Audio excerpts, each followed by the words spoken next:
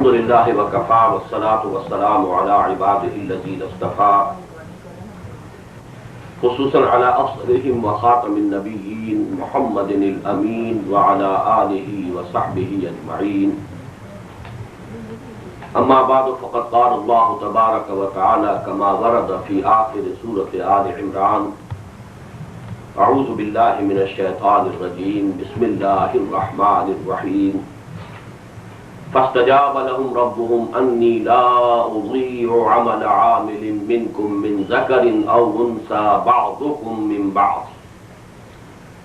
وقال عز وجل كما ورد في سورة الأحزاب إن المسلمين والمسلمات والمؤمنين والمؤمنات والقانتين والقانتات والصادقين والصادقات والصابرين والصابرات والصابرين والصابرات والخاشعين والخاشعات والمتصدقين والمتصدقات والصائمين والصائمات والحافظين فروجهم والحافظات والذاكرين الله كثيرا والذاكرات أعد الله لهم مغفرة وأجرا عظيما. وقال عز وجل كما ورد في سورة الممتحنة يا أيها النبي إذا جاءك المؤمنات يبايعنك على أن لا يشركن بالله شيئا ولا يسرقن ولا يزنين ولا يقتلن أولادهن ولا يأتين ببهتان يفترينه بين أيديهن وأرجلهن ولا يعصينك في معروف فبايعهن واستغفر لهن الله إن الله غفور رحيم. صدق الله العظيم. رب اشرح لي صدري ويسر لي امري واحلل عقدة من لساني يفقهوا قولي. اللهم ربنا الهمنا رشدنا واعذنا من شرور انفسنا. اللهم ارنا الحق حقا وارزقنا اتباعه وارنا الباطل باطلا وارزقنا اجتنابه. آمین یا رب العالمین. محترم خواتین اور معزز حضرات، اس وقت کی گفتگو میں ایک الجھن تو مجھے یہ درپیش ہے کہ میری اصل گفتگو جو ہے اس کے مخاطب خواتین ہیں، جبکہ میرے سامنے جو موجود ہیں وہ مرد ہیں.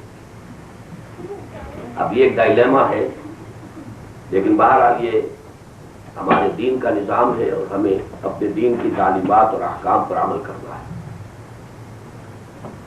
دوسری الجھن اب یہ بھی محسوس کر رہا ہوں کہ جب سے یہاں امریکہ آیا ہوا ہوں شاید پہلی مرتبہ میں اردو میں گفتگو کر رہا ہوں، ورنہ یہاں اب ساری تقریریں مجھے مجبور کیا جاتا ہے کہ انگریزی میں کروں. تو اس وقت مجھے دقت محسوس ہو رہی ہے کہ اب میں سوئچ اوور جو کر رہا ہوں انگریزی سے اردو میں تو شاید کچھ الجھن ہو، اور درمیان میں ممکن ہے کہ مجھے کچھ انگریزی کے الفاظ بھی استعمال کرنے پڑیں. آج کی گفتگو میں میرے سامنے جو موضوعات ہیں ان میں اولین اور اہم ترین اور وہ چیز کہ جس کے حوالے سے مغرب نے اور مغربی تہذیب نے بہت بڑی ٹھوکر کھائی ہے، اور وہ ٹھوکر اب ان کے لیے وبال جان بن گئی ہے.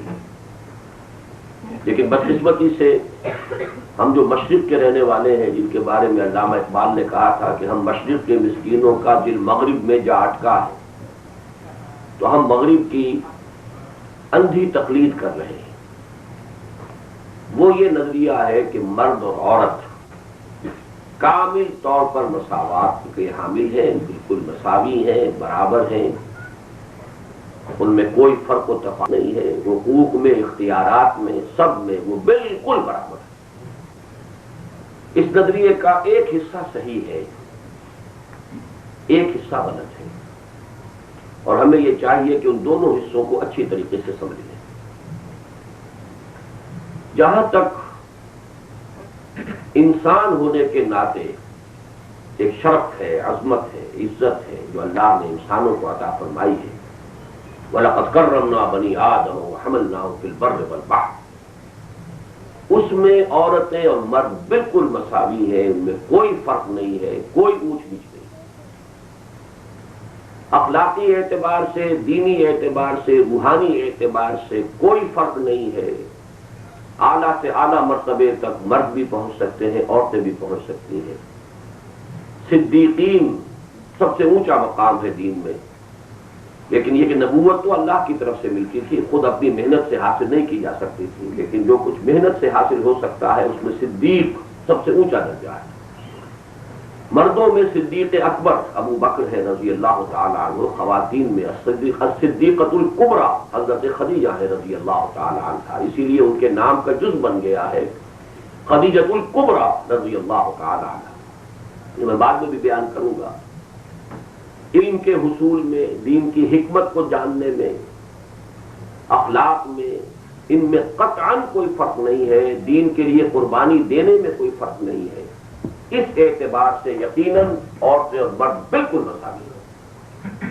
بلکہ اس پہلو سے میں ذرا ادھر توجہ دلاؤں گا کہ جو لوگ ہمیں تانا دیتے ہیں حقیقت میں ان کے نزدیک عورتیں اور مرد برابر نہیں ہیں۔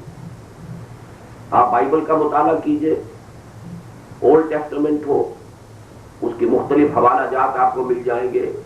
آج ہی صبح ایک ملاقات میں آپ کے یہاں کے ایک ساتھی زہیر عثمانی صاحب نے مجھے بتایا کہ انہوں نے بہت سی کوٹیشنز جو ہیں جمع کی ہوئی ہیں۔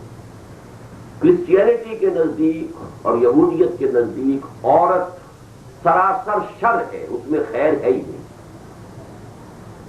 ان کی زبان میں ایو سے لفظ ایول بنا ہے۔ ایو حضرت حوا کا نام ہے، ایو، ایڈم اینڈ ایو، فرام ایو ٹو ایول، یعنی عورت میں شر ہی شر ہے، کوئی خیر ہے ہی نہیں، خرابی ہی خرابی ہے، کوئی بھلائی ہے ہی نہیں۔ یہ ہے کانسیپٹ ان کا۔ اگر اپنے اصل ریلیجن کے حوالے سے یہ بات کریں، اپنے اصل اسکرپچر کے حوالے سے بات کریں تو کوئی مقام عورت کا نہیں، جبکہ جیسا کہ میں نے عرض کیا اسلام میں مرد اور عورت انسان ہونے کے ناطے وہ شرف جو اللہ نے عطا فرمایا اشرف المخلوقات، اشرف المخلوقات مرد بھی ہیں عورت بھی ہیں، ان میں کوئی فرق نہیں، سرے منہ کوئی فرق نہیں۔ دینی اعتبار سے جتنے بھی مراتب ہیں، میں یہاں پہ مثلاً آپ کے سامنے بھی میں نے 2 آیات شروع میں تلاوت کی ہیں، ان کے حوالے سے بات واضح کر دیتا ہوں۔ سورہ آل عمران کے آخر میں یہ آیت آئی ہے فَاسْتَجَابَ لَهُمْ رَبُّهُمْ أَنِّي لَا أُضِيعُ عَمَلَ عَامِلٍ مِّنكُم مِّن ذَكَرٍ أَوْ أُنثَىٰ بَعْضُكُم مِّن بَعْضٍ۔ اس سے پہلے اصل میں ایک طویل دعا ہے جو نقل ہوئی ہے کہ اہل ایمان اللہ سے یہ دعا کرتے ہیں۔ اس کے بعد فرمایا فَاسْتَجَابَ لَهُمْ رَبُّهُمْ، ان کے رب نے ان کی دعا قبول فرمائی۔ انی لا اضیع عمل عامل منکم، کہ میں تو تم میں سے کسی بھی عمل کرنے والے کے کسی بھی عمل کو ضائع کرنے والا نہیں ہوں۔ من ذکر او انثیٰ، چاہے وہ مرد ہو چاہے عورت، کلیئرلی یہاں پر من ذکر او انثیٰ بعضکم من بعض، تم ایک دوسرے ہی میں سے ہو، ایک ہی باپ کے صلب سے بیٹا بھی ہے بیٹی بھی ہے، ایک ہی ماں کے رحم میں پرورش پائی ہے بیٹے نے بھی بیٹی نے بھی، تو اونچ نیچ کیسے ہے؟ ایبسولوٹلی ایکول اسٹیٹس جو ہے as human being, dignity, honour, اس میں وہ برابر سے شامل۔ اسی طریقے سے اگرچہ عام طور پر یہ شک کیا جاتا ہے کہ قرآن مجید میں اکثر و بیشتر مردوں سے خطاب ہے، عورتوں سے خطاب نہیں ہے، یہ ہر زبان کا ایک قاعدہ ہوتا ہے۔ عربی زبان کا قاعدہ یہ ہے، اسے کہتے ہیں برسبیل تغلیب، کہ کوئی اگر مجمع ہے اور اس میں مختلف قسم کے لوگ شریک ہیں، اور ایک کو علیحدہ سے خطاب کرنے کی ضرورت نہیں ہوتی ہے، بلکہ جو ان کے اندر اہم تر ہو یا زیادہ تعداد میں ہو ان کو خطاب کیا جاتا ہے، اور باقی جو ہے گویا کہ اس میں انڈرسٹوڈ ہوتے ہیں، اصل وہ مخاطب ہوتے ہیں۔ اس اعتبار سے قرآن مجید میں اس میں کوئی شک نہیں ہے کہ اکثر و بیشتر جو ہے خطاب وہ مردوں کی سینے سے ہوا ہے۔ لیکن میں نے اسی لیے ایک آیت جو ہے سورہ احزاب کی پڑھ کر آپ کو سنائی ہے، اس میں اللہ تعالیٰ نے تمام جو بھی اوصاف حسنہ ہیں، جو مطلوب ہیں، مقصود ہیں، انسانوں میں ہونے چاہیے، آپ دیکھیے تکرار کے ساتھ مردوں اور عورتوں کا برابر برابر ذکر کیا ہے۔ ان المسلمین والمسلمات، یقیناً مسلمان مرد اور مسلمان عورتیں، والمومنین والمومنات، اور اہل ایمان مرد اور اہل ایمان عورتیں، والقانتین والقانتات، اور فرما بردار مرد اور فرما بردار عورتیں، والصادقین والصادقات، اور راست گو اور راست باز مرد اور راست گو اور راست باز عورتیں، والصابرین والصابرات، اور صبر کرنے والے مرد اور صبر کرنے والی عورتیں، والخاشعین والخاشعات، اور اللہ سے ڈرنے والے مرد اور اللہ سے ڈرنے والی عورتیں، والمتصدقین والمتصدقات، اور صدقہ دینے والے مرد اور صدقہ دینے والی عورتیں، والصائمین والصائمات، اور روزہ رکھنے والے مرد اور روزہ رکھنے والی عورتیں، والحافظین فروجہم والحافظات، اور اپنی عصمت و عفت کی حفاظت کرنے والے مرد اور عصمت و عفت کی حفاظت کرنے والی خواتین، والذاکرین اللہ کثیرا والذاکرات، اور کثرت کے ساتھ اللہ کا ذکر کرنے والے مرد اور کثرت کے ساتھ اللہ کا ذکر کرنے والی عورتیں، اعد اللہ لہم مغفرۃ واجرا عظیما، اللہ تعالیٰ نے ان سب کے لیے مغفرت اور بہت بڑے اجر کا اہتمام فرمایا۔ یہ سارے صفات مطلوبہ عورتوں میں بھی ہو سکتے ہیں، مردوں میں بھی ہو سکتے ہیں۔ نہ معلوم کتنی عورتیں ہوں گی جو بہت سے مردوں سے افضل ہوں گی، کتنے مرد ہوں گے قیامت کے دن مقام دیکھیں گے شاید حسرت کے ساتھ، جو حضرت خدیجہ کا ہوگا یا حضرت عائشہ کا ہوگا یا حضرت مریم کا ہوگا یا حضرت آسیہ کا ہوگا رضی اللہ تعالی عنہم، کتنے مرد ہوں گے اس مقام کو پہنچ سکیں۔ تو اس حوالے سے اچھی طرح سمجھ لیجیے کہ اس معاملے میں کوئی فرق و تفاوت نہیں ہے، بحیثیت انسان، شرف انسانیت دونوں میں برابر۔ دینی اعتبار سے اللہ کے ہاں مراتب حسنہ، مراتب عالیہ، بلند مقامات، روحانی اعتبار سے، علمی اعتبار سے، اخلاقی اعتبار سے کوئی فرق و تفاوت نہیں ہے۔ مرد آگے ترقی کریں، کوشش کریں، جتنا بھی کریں گے اپنی کوشش کے توفیل آگے بڑھیں گے، عورتیں کوشش کریں، اپنے طور پر کریں، جتنا بھی کوشش کریں گی ان کے اپنے درجے اور مقامات ہوں گے۔ یہ معاملہ در حقیقت اس اعتبار سے بھی سمجھ لیجیے کہ دین کے لیے قربانی دینے میں کوئی فرق نہیں۔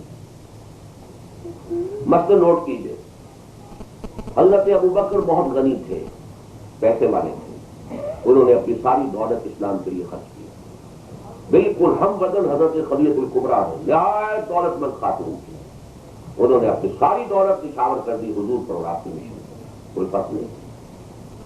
ہجرت کا وقت آیا تو حضرت عثمان نے بھی ہجرت کی ہے اور آپ کی اہلیہ حضور کی صاحبزادی حضرت رقیہ نے بھی ہجرت کی ہے، انہوں نے ہجرت کی ہے، حبشہ گئے تھے۔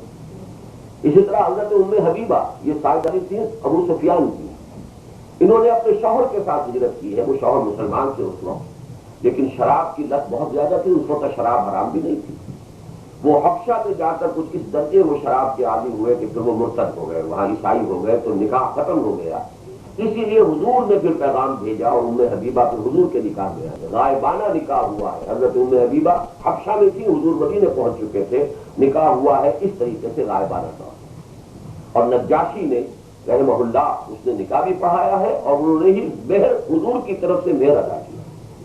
تو معلوم ہوا کہ خرچہ کر دیں گے دین کے لیے، انفاق میں عورتیں مردوں کے برابر، ہجرت میں عورتیں مردوں کے برابر۔ اسی طریقے سے شہادت میں ایک جوڑا ہے حضرت سمیہ رضی اللہ تعالی عنہا اور حضرت یاسر رضی اللہ تعالی عنہ، دونوں کو ٹارچر کیا ہے بری طریقے سے ابو جہل نے اور دونوں کو شہید کر دیا۔ اولین شہید اسلام کی راہ میں ایک مرد اور ایک عورت، مرد حضرت یاسر رضی اللہ تعالی عنہ، عورت حضرت سمیہ رضی اللہ تعالی عنہ۔ تو معلوم ہوا، میں چونکہ وقت کم ہے مجھے بہت سے سبجیکٹ کو کور کرنا ہے، شرف انسانیت، دین میں مقام اور مرتبہ، اخلاقی روحانی ترقی کے راستے، دین کے لیے قربانی دینے کا، ان چاروں چیزوں میں مرد اور عورتیں بالکل برابر ہیں، کوئی فرق نہیں۔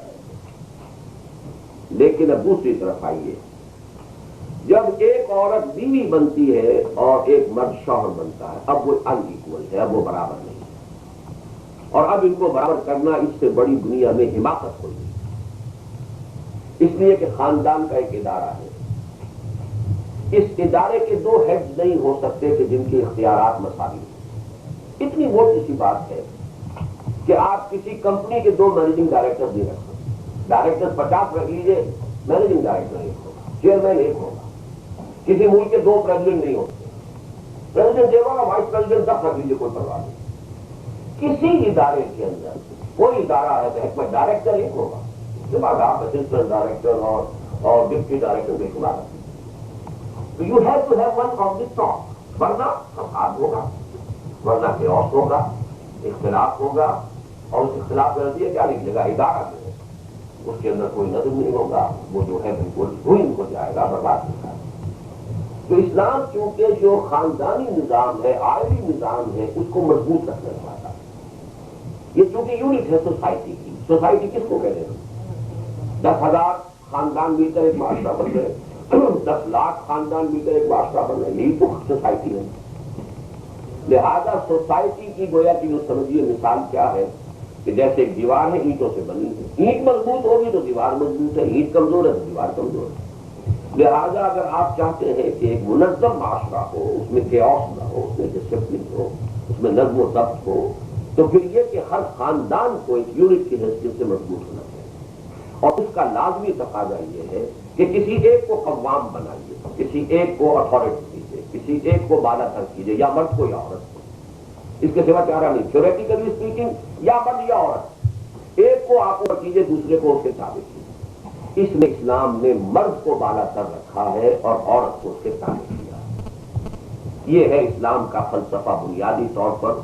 الرجال قوامون علی النساء بما فضل اللہ بعضهم علی بعض وبما انفقوا من اموالهم فالصالحات قانتات. مرد جو ہے عورتوں پر حاکم ہے, نگران ہے, مردوں پر ذمہ داری ڈالی گئی ہے. اللہ تعالیٰ نے جیسی ذمہ داری ان کو دی ہے ویسے ہی ان کے اندر اوصاف اور صلاحیتیں پیدا کی ہیں. عورتوں پر جیسی ذمہ داری ڈالی گئی ہے ویسے ہی ان کا جسم ہے, ویسے ہی ان کی نفسیات ہے. یہ ساری چیزیں اللہ نے خود تخلیق کی ہیں, یہ اس کی تخلیق ہے. اور ظاہر بات ہے اللہ یعلم من خلق, کیا وہی نہ جانے گا کہ جس نے بنایا ہے پیدا کیا, وہ جانتا ہے, اور وہ ان کے درمیان بہترین توازن وہ پیدا کر سکتا ہے. اس حوالے سے قانونی اعتبار سے جو ہمارا نظام ہے اس میں مساوات نہیں ہے. ہم نوٹ کیجیے, ہمیں تمام حقائق کو اچھی طریقے سے تسلیم کرنا چاہیے. اخلاقی, روحانی, دینی, انسانی اعتبار سے مساوات کلی. ایٹ لیگل لیول, قانونی سطح پر مرد اور عورت برابر نہیں. یہ بیسک شے ہے. اور اس میں اب میں ایک لفظ, 2 الفاظ عربی زبان کے, اردو میں مستعمل ہیں دونوں, اس کے فرق کو سمجھ لیجیے. ایک ہوتا انصاف. انصاف بنا نصف سے, آدھا آدھا کر دینا کسی چیز کو, نصف سے انصاف, برابر برابر تقسیم کر دینا. ایک روٹی ہے, 2 آدمیوں میں تقسیم کرنی ہے, ایک کو آپ نے آدھی دے دی, اسے کو آدھی دے دی, یہ انصاف ہو گیا. ایک ہے جس کا نام ہے توازن, قسط, عدل. یہ بالکل مختلف ہے. توازن کے اندر جس کی زیادہ ضرورت ہے اس کو زیادہ دیجیے, جس کو کم ضرورت ہے اسے کم دیجیے, جس پر زیادہ ذمہ داری ڈالی ہے اسے زیادہ اختیارات بھی دیجیے, جس پر کم ذمہ داری ڈالی ہے اس پر کم اختیارات بھی رکھیں. یہ توازن ہے. Balance is something else, اور equality, dividing equally is something else. انصاف اور توازن. اب آپ دیکھیے ترازو ہے, ترازو کے یہ 2 پلڑے ہیں, بیچ میں جو ہے اس کو پکڑنے کی, اس کو جو بھی آپ کہیں کیا کہتے ہیں اسے, ہینڈل سے. چلیے اب انگریزی کے لفظ کی لینی پڑی پناہ, جہاں سے آپ نے پکڑا. اب اگر تو یہ دونوں بازو جو ہیں برابر ہیں تو ایک سے ادھر ڈال دیجیے, ایک سے ادھر ڈال دیجیے, ڈنڈی سیدھی رہے گی. اگر فرق ہے, فلکرم جو ہے پکڑنے والا جو آپ کا جگہ ہے اس میں سے ایک سائڈ چھوٹا ہے, دوسرا سائڈ بڑا, تو اب چھوٹے میں زیادہ وزن ڈالنا ہوگا, بڑے والے میں کم وزن ڈالیں گے, تب وہ توازن پیدا ہوگا. توازن اور شے ہے اور انصاف اور شے. اس کو اگر حقیقت سے سمجھ لیں تو اسلام نے جو ذمہ داریاں ڈالی ہیں اس کے اعتبار سے مردوں کو اختیارات دیے ہیں, جو عورتوں پر ذمہ داریاں ڈالی ہیں اس کے اعتبار سے انہیں اختیارات دیے ہیں, اور وہ ایکول نہیں, بالکل ایکول نہیں. مثلا فیملی کے لیے معاش کی ذمہ داری مرد پر ہے, عورت پر نہیں.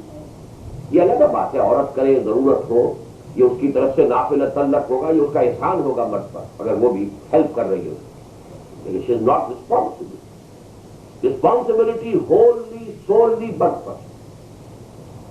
اسی طریقے سے جو زیادہ سخت کام ہے وہ اللہ نے مرد پر ڈالے. ڈیفینس آف دی لینڈ کرنا, فوجی صلاحیت ہے, مرد پر ذمہ داری ڈالی, عورتوں پر ذمہ داری نہیں ڈالی. لیکن کسی وقت اگر عورتیں بھی اپنے آپ کو تیار رکھیں کہ خدا نہ خاصہ کوئی اسٹریٹ فائٹنگ تک کی نوبت آ جائے, ہاؤس ٹو ہاؤس فائٹنگ کی نوبت آ جائے, تو ان کے پاس بھی وہ صلاحیت ہوتی ہے, بالکل دوسری بات ہے. لیکن بیسک رسپانسبلٹی مردوں پر ہے, عورتوں پر نہیں. تو جس طریقے سے معاش کی ذمہ داری مرد پر ڈالی, موجودہ قوم کی ذمہ داری کے جو کٹھن مناصب ہے وہ مردوں کو دیے، عورت کی ذمہ داری کیا ڈالی ہے؟ اس کو میں کہا کرتا ہوں کہ فیوچر آف اے نیشن اس کی کسٹوڈین عورت ہے۔ ایک نسل آج ہم ہیں اس ملک کے یا اپنے قوم کے معاملات کو چلا رہے ہیں، ہمارا فیوچر تو یہ بچے ہیں نا، یہ نیکسٹ جنریشن۔ اس جنریشن کی پوری ذمہ داری عورت پر ہے۔ 9 مہینے وہ اپنے پیٹ میں رکھ کر پالے، یا تو آپ بھی ایکول ہو جائیں کسی طریقے سے، یہ ذمہ داری بھی ان کے ساتھ آپ شیئر کرنے کو تیار ہو، کرا لیجیے آپریشن، اور مرد جو ہے وہ بھی برابر کا حصہ لے۔ اگر تو ایکویلٹی کا معاملہ ہے تو پھر اس ذمہ داری میں سے بھی تو کچھ حصہ لینا چاہیے۔ اب آپ کو معلوم مرد کا حصہ کتنا، ایک جو بھی اس کا تعلق ہوا ہے اور اس کے اندر اس نے ایک لذت حاصل کی ہے، اس کے بعد وہ تو فارغ ہے۔ سارا بوجھ 9 مہینے حملت ہو وہن علی وہن وفصالہ فی عامین، 9 مہینے اس نے اسے پیٹ میں رکھا ہے، اس کے خون پر وہ پل رہا ہے بچہ، جیسے کوئی جونچ جو ہے چمکی ہوئی اور خون چوس رہی ہو، وہ بچہ ماں کا خون چوس رہا ہے کہ نہیں۔ پھر یہ کہ 2 سال اسے دودھ پلانا، اگر نہیں پلائے گی تو بریسٹ کا کینسر ہو جائے گا، مرے گی کینسر سے۔ اس لیے کہ اللہ تعالیٰ نے جسم کے جو اعضاء پیدا کیے ان کا جو فنکشن ہے، اگر آپ وہ فنکشن اس سے نہیں کرنے دیں گے، ڈس فنکشن ایٹروفی ہو جائے گی اور اس کے اندر بے شمار بیماریاں پیدا ہوں گی۔ آپ اپنے ہاتھ کو اس جوڑ کو باندھ دیجئے، اگر کئی مہینے یہ بجا رہے یہ جوڑ جو ہے لاک ہو جائے گا، پھر اس کے اندر صلاحیت نہیں رہے گی مڑنے کی۔ آنکھوں پر پٹی باندھے رکھیے کئی مہینے، بینائی ضائع ہو جائے گی، اس لیے کہ آپ کو اللہ نے آنکھیں نہیں دیکھنے کے لیے آپ نے پٹی باندھی، یو نو دٹ۔ تو عورت کے جسم کو بنایا اللہ نے، جو فیوچر جنریشن ہے اس کے لیے، وہی اس کا حمل برداشت کرے، وہ اسے دودھ پلائے، پھر یہ کہ وہی اسی کی گود جو ہے اس کی بہترین تربیت گاہ ہے۔ ماں کی گود میں جو تربیت بچے کو مل سکتی ہے کوئی بیبی سٹر نہیں دے سکتی، کوئی نرس نہیں دے سکتی۔ وہ محبت کہاں سے لائے گی، وہ مامتا کہاں سے لائے گی جو ماں کے اندر، وہ صرف ماں کو اللہ نے دی ہے، وہ کسی اور کے باپ میں بھی نہیں ہے، وہ ماں کے اندر۔ آپ جو ہے کہ ماں سے محروم کر دے تو اس سے بڑا ظلم بچوں کے اوپر کوئی نہیں ہے، اس کی ایکسپلائٹیشن نہیں ہے۔ اور پھر آپ اس عورت سے کہیں جاؤ تم جا کر جاب بھی کرو، this the worst exploitation in this society of women. بدقسمتی سے وہ برابری کا ایک شراب دے کر اور شراب پلا کر برابر ہے اور عورت کو جو ہے اتنا بڑا دھوکہ دیا ہے، اتنا ایکسپلائٹ کیا کہ در حقیقت سب سے زیادہ مظلوم آپ کے مغربی معاشرے میں عورت۔ کسی وقت اس کا کوئی تعلق ہوا، کوئی بدماش جو ہے اس نے اس کو جس طریقے سے بھی ہوا راضی کیا، اب وہ تو حاملہ ہو گئی، وہ گیا بدماش، اس کی کوئی رسپانسبلٹی۔ اس کا تو وہ لخت جگر ہے، اس کے تو پیٹ میں 9 مہینے پلا ہے وہ بچہ یا بچی، وہ کیسے اسے ابنڈن کر دے؟ شاذ ہوتی ہے کہ جو پھینک کے بھی چلی جاتی ہیں، وہ تو شاذ ہوگی، آپ اس کو جنرل رول نہیں کہہ سکتے، وہ پالے گی اور اس کی ساری ذمہ داری ہے اس پر۔ وہ صبح بھاگے گی اور وہ کہیں بیبی سیٹر کے ہاں پہنچا کے جاب پر پہنچے گی، پھر واپس آئے گی، بھاگے گی، پھر وہاں سے بچے کو لے گی۔ اس سے زیادہ ورسٹ ایکسپلائٹیشن ہے۔ یہی وجہ ہے کہ اسلام نے بالکل نیچرل تقسیم کی، ذمہ داریاں مختلف تو فرائض بھی مختلف، حقوق بھی مختلف۔ جہاں تک فرائض کا تعلق ہے ساری ذمہ داری معاشی مرد پر عورت پر نہیں ہے، لیکن next generation only and solely یہ عورت کے حوالے ہے۔ اسی طریقے سے دیکھیے عجیب توازن ہے، لیگلی اولاد باپ کی ہے، اگر سپریشن ہو جائے اولاد باپ کے پاس جائے گی، یہ کہ بہت چھوٹے بچے ہیں تو وہ ماں کی کیئر میں رہے، وہ دوسری بات ہے۔ لیگلی اسلام میں اولاد باپ کی ہے، ماں کی نہیں، لیکن دوسری طرف ادب خدمت ماں کی باپ سے 3 گنا زیادہ۔ جنت ماں کے قدموں تلے ہے، باپ کے قدموں تلے نہیں ہے۔ الجنت تحت اقدام الامہات۔ ایک صحابی حضور سے پوچھتے ہیں کہ حضور میرے حسن سلوک کی اولین مستحق کون ہے جس کو میں سلوک اچھا کروں اور میں خدمت کروں؟ کہ تمہاری والدہ۔ وہ پوچھا ان کے بعد کون فرمایا؟ تمہاری والدہ۔ پھر تیسری مرتبہ پوچھا پھر کون فرمایا؟ پھر تمہاری والدہ۔ چوتھی مرتبہ کہاں تمہارے والد؟ There he goes on the 4th number. Legal نظام اور اخلاقی نظام اور، ماں کی عزت، ماں کا ادب، ماں کی خدمت باپ سے 3 گنا زیادہ، یہ صراحت کے ساتھ۔ یہی وجہ ہے سورہ لقمان میں بھی فرمایا وَوَصَّيْنَا الْإِنسَانَ بِوَالِدَيْهِ حَمَلَتْهُ أُمُّهُ وَهْنًا عَلَىٰ وَهْنٍ وَفِصَالُهُ فِي عَامَيْنِ أَنِ اشْكُرْ لِي وَلِوَالِدَيْكَ۔ سارا تذکرہ ماں کا ہوا کہ ماں کی خدمت، ماں کا ادب یہ جو ہے 3 گنا زیادہ ہے کم سے کم اس حدیث کی روح سے باپ کے مقابلے میں۔ یہاں اسلام نے لیگل کو اس مورل کے ساتھ بیلنس کیا۔ اسی طریقے سے مرد کو اختیار دیا ہے طلاق کا، عورت کو نہیں دیا ہے، اس لیے کہ عورت کو اللہ تعالیٰ نے بنیادی طور پر زیادہ جذباتی بنایا ہے، اس میں ٹینڈرنس ہے، ایموشن زیادہ یہ اس کے اندر ہونے چاہیے، اس کے اندر در حقیقت اس کی نسوانیت کا ایک جزو لازم ہے، لیکن اسی کا نتیجہ یہ نکلتا۔ پھر یہ کہ خاص طور پر ہر مہینے اس پر چند دن ایسے گزرتے ہیں جس میں چڑچڑاپن ہے، جس میں اب نارمل ہو جاتی ہے، تو آپ کے سامنے سارے اسٹیٹسٹکس آ جائیں گے۔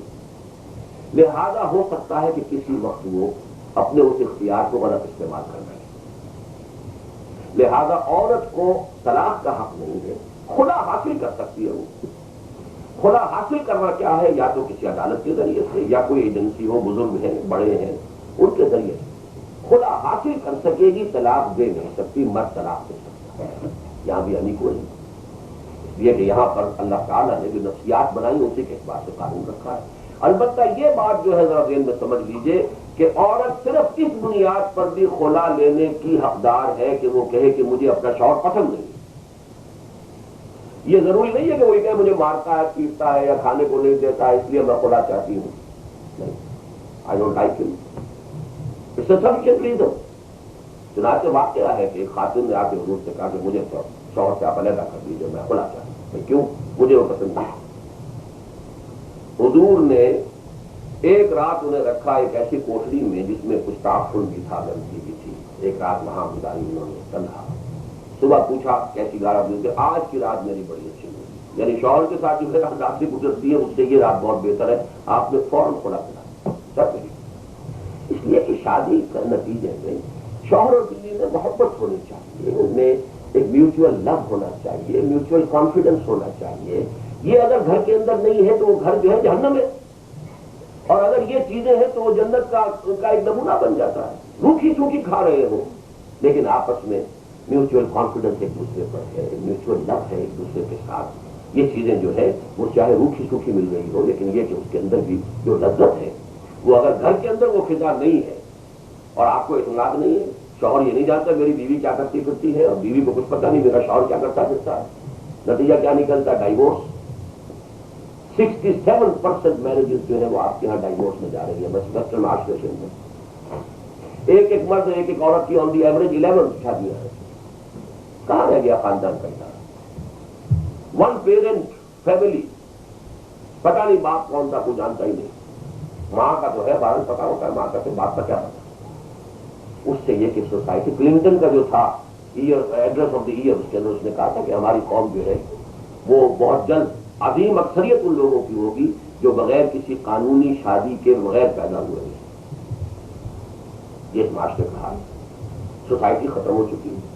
اب آپ دیکھیے جہاں تک پھر جو جس کو آپ کہتے ہیں welfare, America is not a welfare state, اس سے کیپٹلسٹک اسٹیٹ۔ آپ کو ویلفیئر اسٹیٹ کا اگر آخری مثال دیکھنی تو Sweden and Denmark welfare state ہونے کے اعتبار سے وہ ٹاپ پر ہے اس وقت، لیکن آپ کو معلوم ہے کہ دنیا میں سوسائڈ کا سب سے زیادہ ریٹ سویڈن میں ہے۔ وائی؟ کھانے کی کمی نہیں، پہننے کی کمی نہیں، مکان کی کمی نہیں، نتھنگ۔ ذرا سا جب بیمار ہوا اور وہ فارغ ہو گیا اور وہ اب ساری عمر کے لیے اس کو پینشن مل رہی ہے، اس کا بچہ بھی وہیں پڑھ رہا ہے جہاں پہ شہزادہ پڑھ رہا ہے، اس کا علاج بھی وہیں ہوگا جہاں جو وہاں کی کوئین ہے یا بادشاہ اس کا علاج ہو رہا ہے۔ بتائیے what he to worry about? Then why society? یہ کہ وہ سکون نہیں ہے گھر کا، فیملی لائف جو سکون عطا کرتی ہے، لِتَسْكُنُوا إِلَيْهَا، قرآن نے یہ الفاظ استعمال کیا۔ سکون نہیں ہوگا تو زندگی وبال بن جائے گی، قیامت بن جائے گی۔ تو یہ میں نے صرف پہلی بات کی حد تک آپ سے عرض کیا کہ نظریہ مساوات مرد و زن ایک اعتبار سے 100% درست، ہیومن بینگز ہونے کے اعتبار سے ہیومن ڈگنیٹی، آنر، شرافت، شرف، اس سب میں عورت اور مرد برابر، دین میں، روحانیت میں، علم میں، تقوی میں، ہر ایک کے لیے راستے کھلے ہوئے ہیں، جیسا کہ میں نے آیت آپ کو سنا دی، آیت نمبر 35 सूरत अल-अहज़ाब देखिए जा कर 22वें पारे में, इसके अंदर वो 10 औसाफ है, मर्दों में औरतों में बराबर बराबर।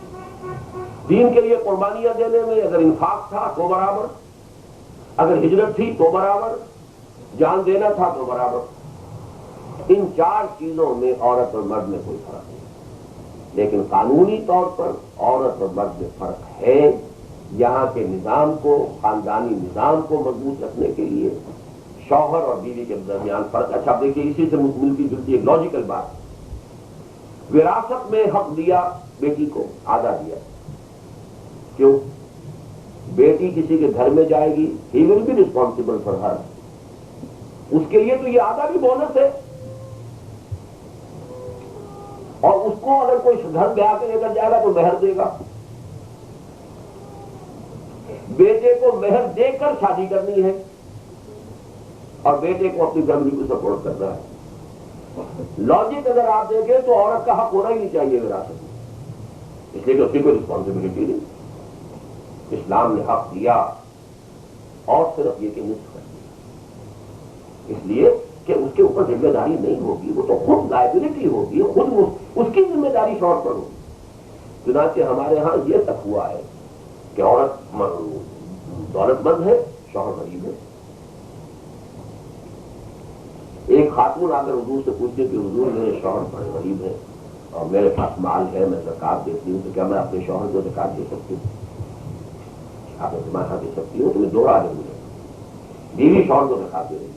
इसमें फर्क है जरा, हनफी फिक़ा में बाद दूसरी रिवायात के हवाले से ये जायज नहीं है, लेकिन बाकी फिक़ों के अंदर जायज है इस हदीस की वजह से कि अगर औरत जो है वो साहिब, उसे अपने माँ बाप की तरफ से जायदाद मिली है, या ये कि उसका अपना कोई बिजनेस है, इन्वेस्टमेंट है, जो भी वहां से मिला था उस जगह इन्वेस्ट कर दिया, वहां से उसको पैसा आ रहा है, इट इज ओन प्रॉपर्टी। शौहर का कोई मुश्किल नहीं, वो चाहे तो शौहर के घर पर खर्च करे, बच्चों पर खर्च करे, चाहे तो ना करे, इसलिए जिम्मेदारी बढ़ती है। लेकिन अगर वो करेगी तो ये ताउन है शौहर के साथ, और अगर ज़कात तक भी वो देगी इस हदीस के रूप से, अगर कि अहनाफ के यहाँ जायज नहीं है, न माँ बाप को दी जा सकती है ज़कात, न शौहर बीवी को, न बीवी शौहर को, ये हनफी फिक़ा में यूं है।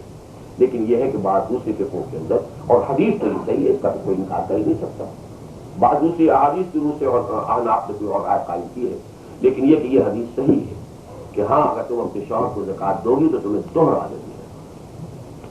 तो ये मैंने आपके सामने तवाज़ुन का फलसफा रखा, एक है मुसावात, एक है तवाज़ुन। वलहुन्ना मिस्लुल लज़ी अलैहिन्ना, जैसी जिम्मेदारियां उस पर डाली है वैसे ही उसके हुकूक है, जैसी जिम्मेदारियां मर्द पर डाली है वैसे उसके हुकूक है, जैसे इख्तियारात, जैसे जिम्मेदारियां वैसे इख्तियारात, responsibilities and authority and power go together. तो पहली बात तो ये समझ लीजिए, नज़रिया मुसावात में मर्द और जन का मैंने पोस्टमार्टम आपके सामने किया है कि इसका कौन सा हिस्सा सही है और कौन सा गलत है। हम एक्सट्रीम पे चले जाते हैं, या तो ये कि औरत जो है वो जूती की नोक है, उसकी कोई हैसियत ही नहीं है, उसका कोई स्टेटस ही नहीं है, जैसे बकरी मिल्कियत है ऐसे औरत मिल्कियत है, और या ये कि फिर वो औरत और मर्द कैसे मैं बिल्कुल बराबर हूँ, डाइवोर्स का हक भी बराबर होना चाहिए, फलाह भी बराबर होना चाहिए, फलाह भी बराबर होना चाहिए। It results in chaos, family structure shattered, society in chaos, go to dot.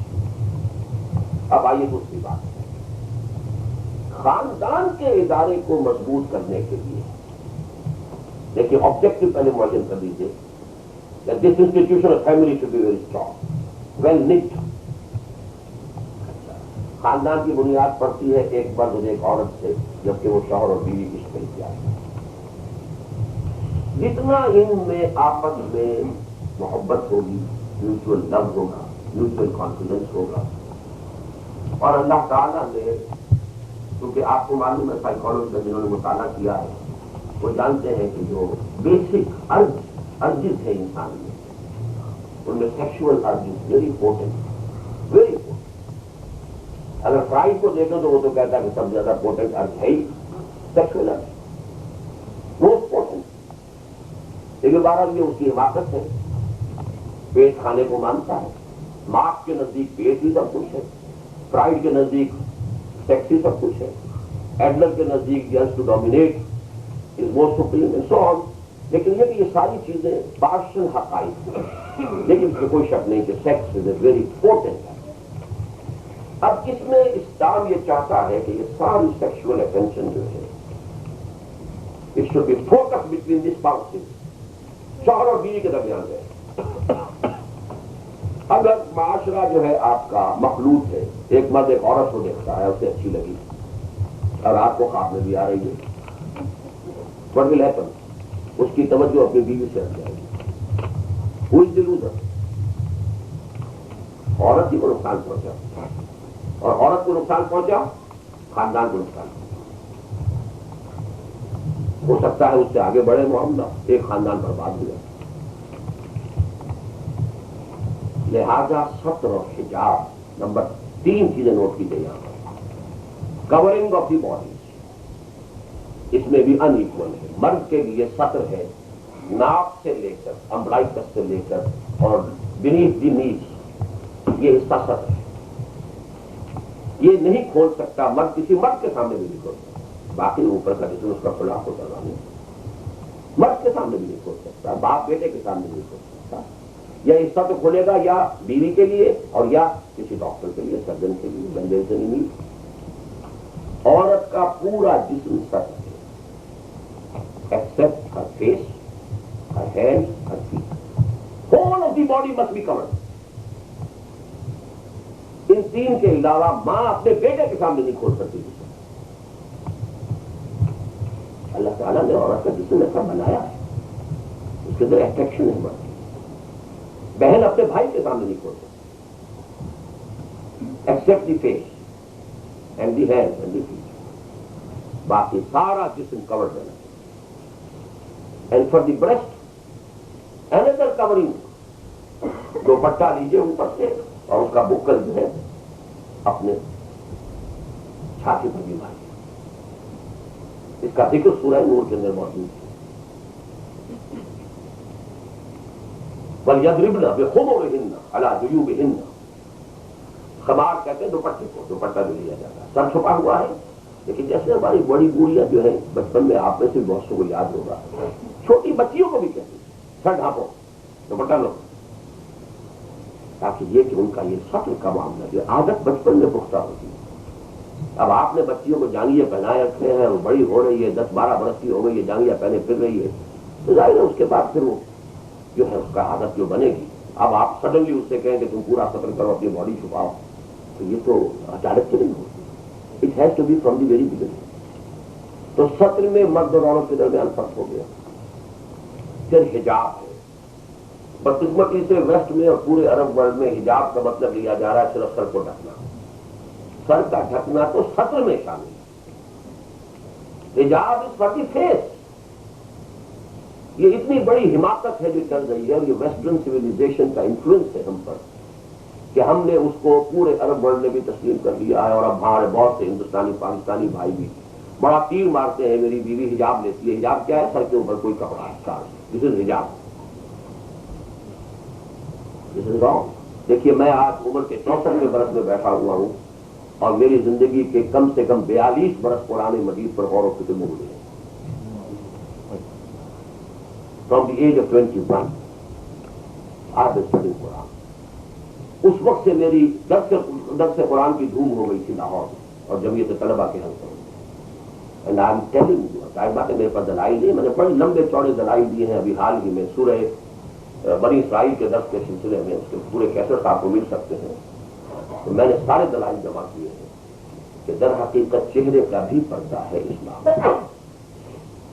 اس کے لیے سب سے بڑی دلیل میں آپ کو دیتا ہوں، سورہ احزاب میں ہے، اے مسلمانوں اگر تمہیں نبی کی بیویوں سے کوئی چیز مانگنی ہو فَاسْأَلُوهُنَّ مِن وَرَاءِ حِجَاب، گھروں پر پردے پڑے ہوتے ہیں، پردوں کے پیچھے سے مانگو۔ حضرت عائشہ فرماتی ہیں جس سفر میں کہ وہ واقعہ پیش آیا کہ تہمت آپ پر لگی، غزوہ بنی عبد المستلق، وہاں سے واپس آ رہے تھے، رات کو پڑاؤ تھا، حضرت عائشہ کو پیشاب کی حاجت ہوئی، آپ گئیں، لیکن یہ کہ جسم اتنا دبلا پتلا تھا کہ جب وہ لوگ آئے تو ادھر پیچھے کوچ کا اعلان ہو گیا۔ وہ حمال آئے، انہوں نے غوضہ اٹھایا، انہیں پتہ ہی نہیں چلا کہ وہ مومنین اس میں ہے ہی نہیں۔ انہوں نے اٹھا کے وہ اونٹ پٹک دیا قافلہ چل پڑا. وہ سمجھتے رہے کہ حضرت عائشہ اس میں ہے، وہ تھی. اب جب وہ فراغت کے بعد آئی دیکھا قافلہ چلا، کیا کریں؟ bewildered she sat there. وہیں بیٹھ گئی. یہ بڑی عقل بندی کی بات تھی، ادھر ادھر جانے میں بڑی خرابی تھی. پیچھے سے صفوان ابن معطل رضی اللہ تعالیٰ عنہ آ رہے تھے، اس لیے کہ ڈیوٹی ہوتی تھی ایک شخص کی کہ پیچھے کوئی شخص رہے کہ جو دیکھتا ہے، ممکن ہے کوئی مریض ہو، نہ چل پایا ہو، بیٹھ گیا ہو کہیں، کوئی اور کسی وجہ سے کسی کا کوئی سامان گرا پڑا رہ گیا ہو، تو وہ دیکھتا ہوا. صفوان ابن معطل آئے اور دور سے دیکھا کہ کوئی گشتی سی ہے، کیونکہ وہ سو گئی تھی، بیٹھ گئی، رات کا وقت سو گئی. گشتی سی ہے کیا ہے؟ آ کے کبھی دیکھا عائشہ رضی اللہ تعالیٰ عنہا. انہوں نے فوراً کہا انا للہ و انا الیہ راجعون. اور پھر حضرت عائشہ کہتے ہیں کہ میں نے فوراً اپنا چہرہ ڈھک لیا. سوتے میں تو چہرہ کھل گیا تھا. پھر فرماتی ہیں صفوان نے مجھے اس لیے پہچان لیا کہ حجاب کی آیت کے نزول سے پہلے اس نے مجھے دیکھا تھا.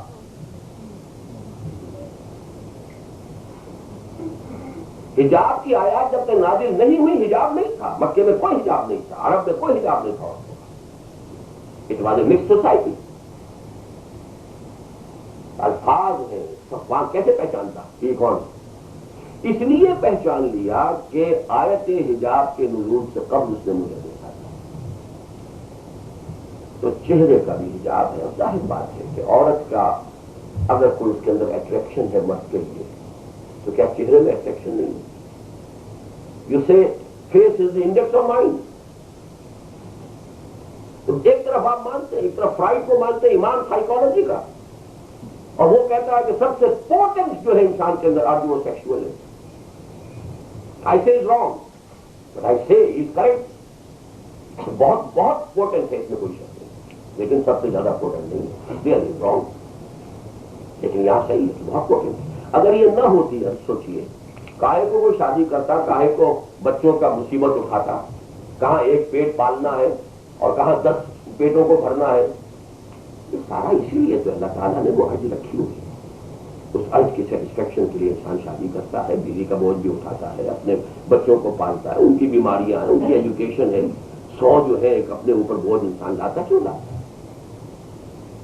Preservation of the self and then preservation of the species. They are the most potent instincts in human beings. Not only human beings, all living organisms. تمام زندہ آرگنزم کے اندر موسٹ پوٹنٹ اپنے آپ کو بچاؤ. پریزرویشن آف دی سیلف، تحفظ ذات، بقائے ذات. اینڈ نمبر 2 بقائے نسل، پریزرویشن آف دی اسپیشیز. تو اس کو اللہ نے ہارنس کیا ہے. جتنا زوردار کوئی معاملہ گھوڑا ہو اتنی زوردار لگام چاہیے. کمزور گھوڑا ہے تو کمزور آدمی بھی کنٹرول کر لے گا. گھوڑا مزور ہے، طاقتور ہے، تو اسے طاقتور، اسے کوئی سوار بھی ایسا چاہیے جو اسے کنٹرول کر سکے. نہیں ہو تو چونکہ یہ عرض بہت پورٹنٹ ہے، اس لیے سطر کے بعد حجاب. Number 3 segregation of sexes, no intermixing of sexes.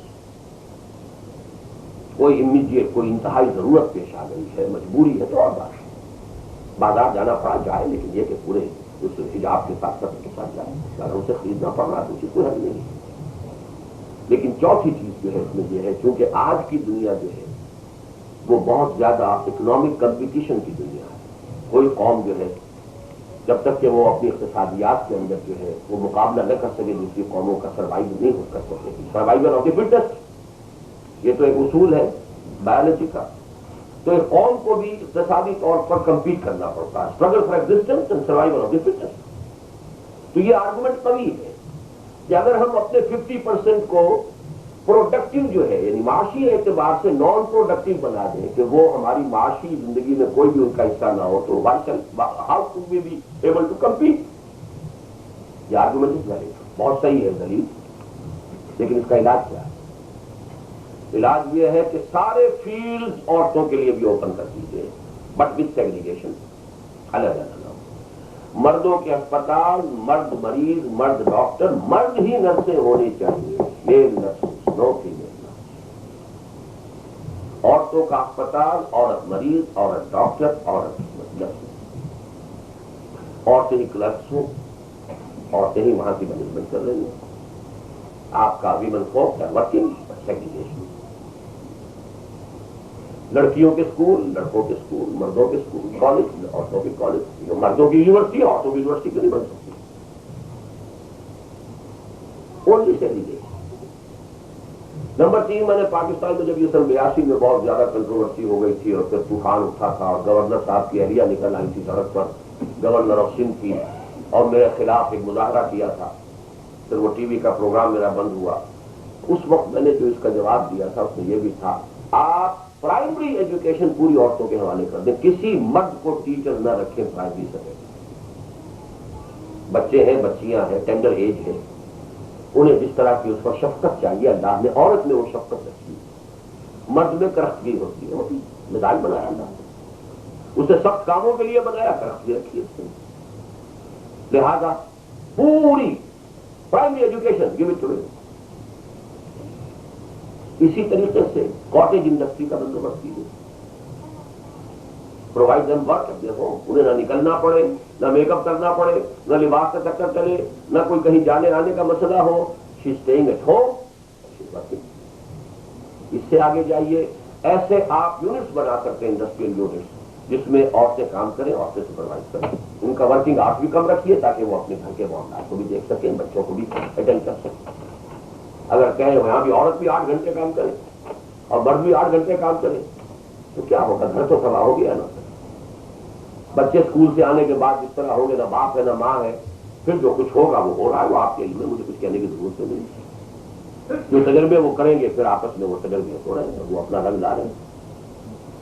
تو اچھی طریقے سے سمجھ لیجیے کہ اسلام کا نظام در حقیقت ان 3 بنیادوں پر، اور آبجیکٹ کیا ہے کہ انسان سیکشولی پیور رہے اور اس کی ساری سیکشول اٹینشن فوکس رہے on the wife, bond of love آپس میں انتہائی مضبوط ہو، اور اگر شوہر اور بیوی کے اندر باہمی اعتماد ہے اور محبت ہے، وہ گھر جو فضا ہے اس میں بچے جو پرورش پائیں گے وہ ہیلدی بچے ہوں گے۔ اگر یہاں باپ اور ماں میں چپکلی چلتی رہتی ہے، میں ہے، اور ایک دوسرے پر اعتماد ہی نہیں ہے، تو بچوں کی جو سائیکالوجی ہے it has to be negative, then you are breeding criminals. اب آئیے میری تقریر کا یا موضوع کا جو دوسرا حصہ ہے، مسلمان خاتون کے دینی فرائض۔ اس میں مجھے پہلے مردوں اور عورتوں ان دونوں کے سے علیحدہ ہو کر دینی فرائض کا ایک خاکہ آپ کے سامنے رکھنا ہوگا، کہ اس وقت شاید مرد بھی عورتوں سے زیادہ ہی ہوتا ہے یہاں موجود۔ دینی فرائض کے اعتبار سے کوئی بنیادی فرق نہیں ہے مرد اور عورت میں۔ پہلے وہ بیسک جو ہے اسکیچ سامنے لے آئی،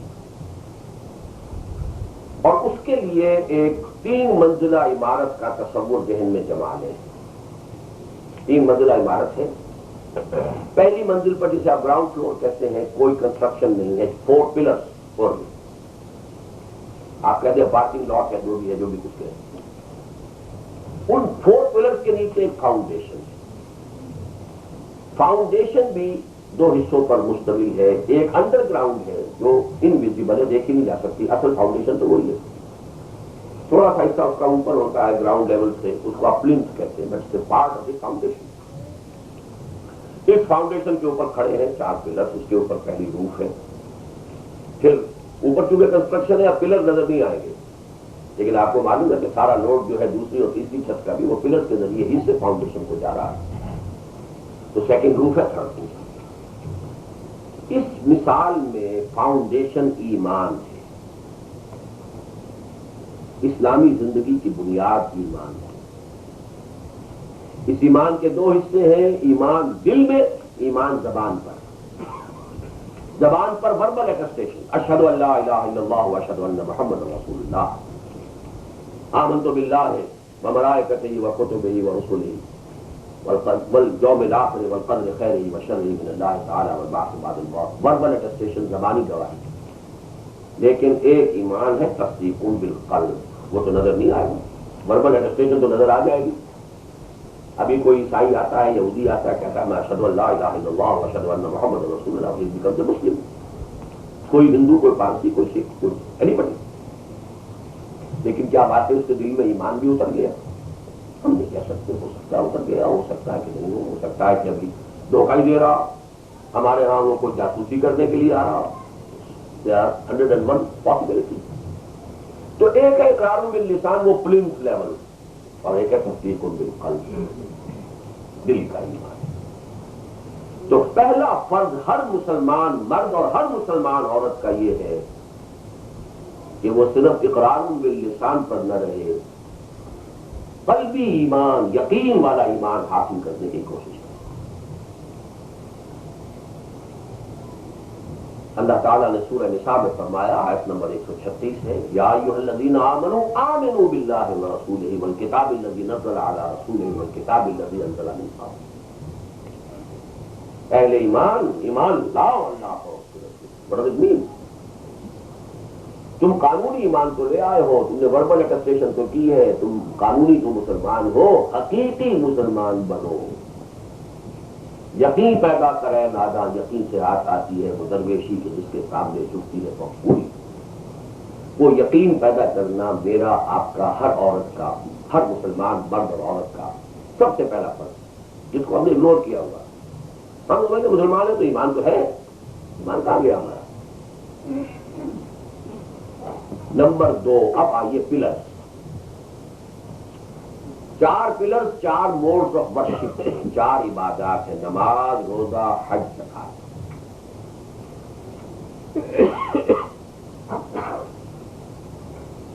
نماز ہر مسلمان مرد پر فرض ہے، عورت پر فرض ہے. روزہ ہر مسلمان مرد پر فرض ہے، عورت پر فرض ہے. حج ہر مسلمان جو بھی صاحب استطاعت ہے مرد پر فرض ہے، عورت پر بھی فرض ہے. زکات ہر صاحب نصاب مرد پر بھی فرض ہے، عورت پر بھی فرض ہے. اور اس میں ڈفرنس ہے وہ میں بعد میں بیان کروں گا، لیکن ابھی تو میں اسکیچ دے رہا ہوں کہ یہ ایک اسکیچ. اب آئیے فرسٹ روف کیا. پہلی چھت ہے اسلام. اس کے کیا معنی؟ Total submission, total obedience, submission before the will of Allah, اللہ کے سامنے سر جھکانا. عبادت، عبد کہتے ہیں غلام کو. اب غلام بن جاؤ. غلام امپلائی نہیں ہوتا کہ صاحب 8 گھنٹے میرے سے میں نے کام کر دیا، now I am going. Good night to you. غلام 24 گھنٹے کا غلام. غلام کسی خاص کام کے لیے نہیں رکھا جاتا کہ آپ کہتے صاحب آپ نے مجھے اپنا کک جو ہے امپلائی کیا تھا، میں آپ نہ کوئی تو wash room, that's not my duty. Ghulam بھی کہتے ہیں جو حکم دے گا وہ کرنا پڑے. ہمہ وقت ہمہ تن، جو حکم ملے اس کی پابندی، ٹوٹل اوبیڈینس ٹو اللہ، کامل اطاعت. ادخلوا فی السلم کافہ، اسلام میں پورے ہی پورے داخل ہو جاؤ، ادھورے نہیں. نماز پڑھ لی، روزہ رکھ لیا، اوپر سے سودی کاروبار بھی چل رہا ہے، تو یہ تو دھوکہ ہو گیا، بڑے ہو گئے. اسی لیے یہ نمازیں بیکار. حج کرنے والے 30-30 لاکھ ہوتے ہیں، دنیا پر اس کا ایک ڈھیلے کا اثر نہیں پڑتا کہ کوئی بات ہوئی ہے. اور جو حاجی جاتا ہے جیسا جاتا ویسے آ جاتا ہے. مجال ہے کوئی فرق اس کے کردار میں، اس کے کاروبار میں، اس کی زندگی کے معمولات میں کوئی فرق نہ ہو. These have become mere rituals، رسومات ہیں. رہ گئی رسم ادا، روح غزالی نہ رہی، فلسفہ رہ گیا، تلقین غزالی نہ رہی. نماز و روزہ و قربانی و حج یہ سب باقی ہے، تو باقی نہیں. اس لیے کہ یہ پلرز تو ہوتے ہیں کسی چھت کے لیے. پلرز یوز لیس ہے جب تک چھت اس کے اوپر نہیں رکھی آپ کائے کے لیے رکھی کھڑے کیے پلرز. چھت ہے اسلام، ٹوٹل اوبیڈینس اور پاس ہے. افتؤمنون ببعض الکتاب وتکفرون ببعض، آیت نمبر 85 سورہ بقرہ کی. کیا تم ہمارے قانون اور کتاب اور شریعت کے ایک حصے کو مانتے اور ایک کو ریجیکٹ کر دیتے ہیں؟ فما جزاء من يفعل ذلك منكم الا خزي في الحیاۃ الدنیا.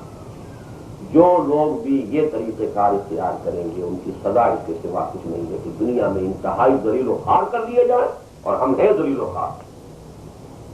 یہاں آپ کو جواب مل گیا اس سوال کا کہ ہے آج کیوں ذلیل کہ کل تک نفی پسند گستاخی فرشتہ ہماری جناب میں. مسلمان ہیں 1 بلین سے زیادہ ہیں، بلکہ 120 کروڑ مسلمان آتی ہیں، اور ذلیل و خوار ہے، کوئی ہماری پوچھتا ہی نہیں. ہماری کوئی رائے نہیں. G7 G15 security council veto تو چاہے یہ کریں گے. ہوا یوں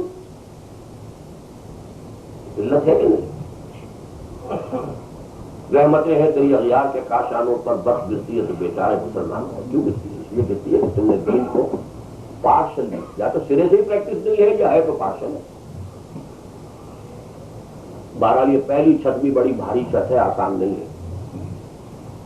اس کے بعد دوسری چھت آتی ہے, اب اسی کی تبلیغ کرو, پہنچاؤ. اس لیے کہ محمد صلی اللہ علیہ وسلم صرف کسی ایک قوم یا ملک کے لیے رسول ہو کر نہیں آئے تھے, پوری نوع انسانی کے لیے رسول ہو کر آئے. انہوں نے پہنچا دیا, تمہیں تمہارا کام ہے پہنچاؤ پوری نوع انسانی. اور اگر تم نہیں پہنچاؤ گے تو پوری نوع انسانیت تمہارے خلاف مقدمہ دائر کرے گی قیامت کے لیے. اے اللہ ہماری گمراہی کی ذمہ دار یہ ہے. ان کے پاس تھا تیرا دین, یہ ٹھیکیدار بنے پھرتے تھے تیرے نبی کے. سارے نبیوں سے افضل ہمارا نبی, سارے نبیوں سے افضل ہمارا نبی گاتے تھے لہک لہک کر. انہوں نے نہ اس نبی کی خود تابعداری کی, نہ اس کا پیغام تک پہنچایا. کچھ جملے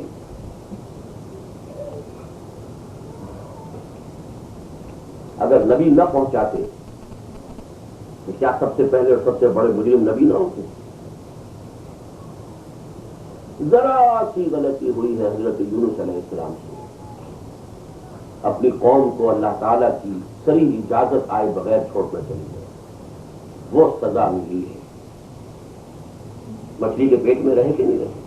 لا الہ الا انت سبحانک انی کنت من الظالمین. انتہائی سقیم حالت میں ساحل کے اوپر مچھلی نے اللہ تعالیٰ کے حکم سے اگل دیا, پورا جسم مدرا ہوا.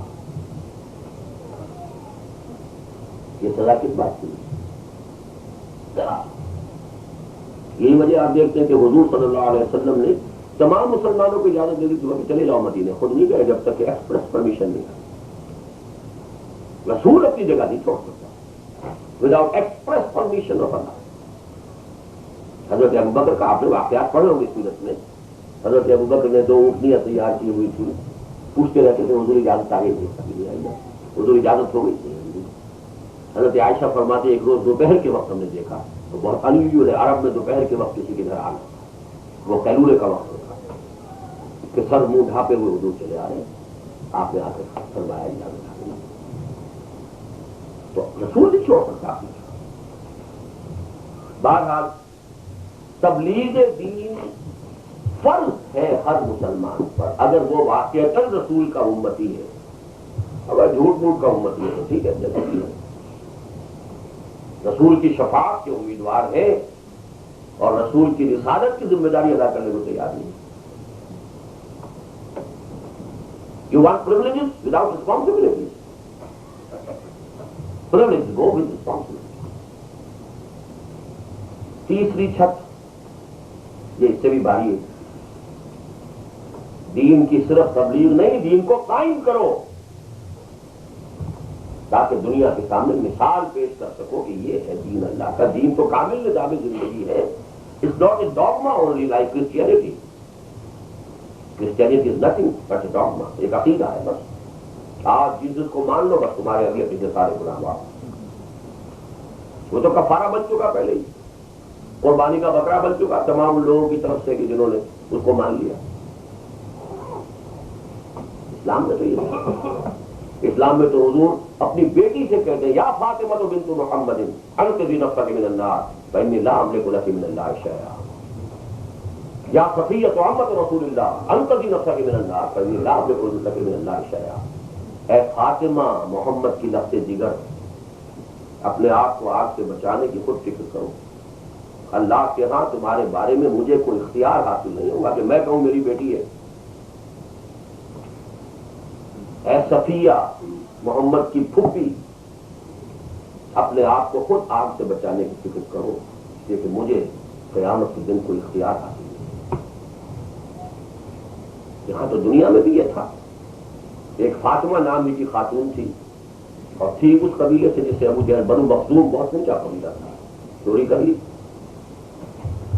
سزا ہاتھ کاٹنا تھا. اب لوگوں نے کہا اتنے اونچے خاندان کی عورت ہے، اس کا ہاتھ کٹ گیا، کیا ہوگا؟ حضور کے پاس سفارش کے لیے حضرت اسامہ کو بھیجا. حضرت اسامہ کو حضور اپنے پوتوں کی طریقے سے چاہتے، زید کے بیٹے. زید کو ایک زمانے میں اپنا منہ بولا بیٹا بنا لیا تھا. ایسی ڈانٹ پلائی ہے حضور نے کیا اسامہ، کیا شاید حضرت زید ہی نے کی ہے اللہ عالم، زید یا اسامہ میں سے کوئی ہے، باپ کے بیٹے میں.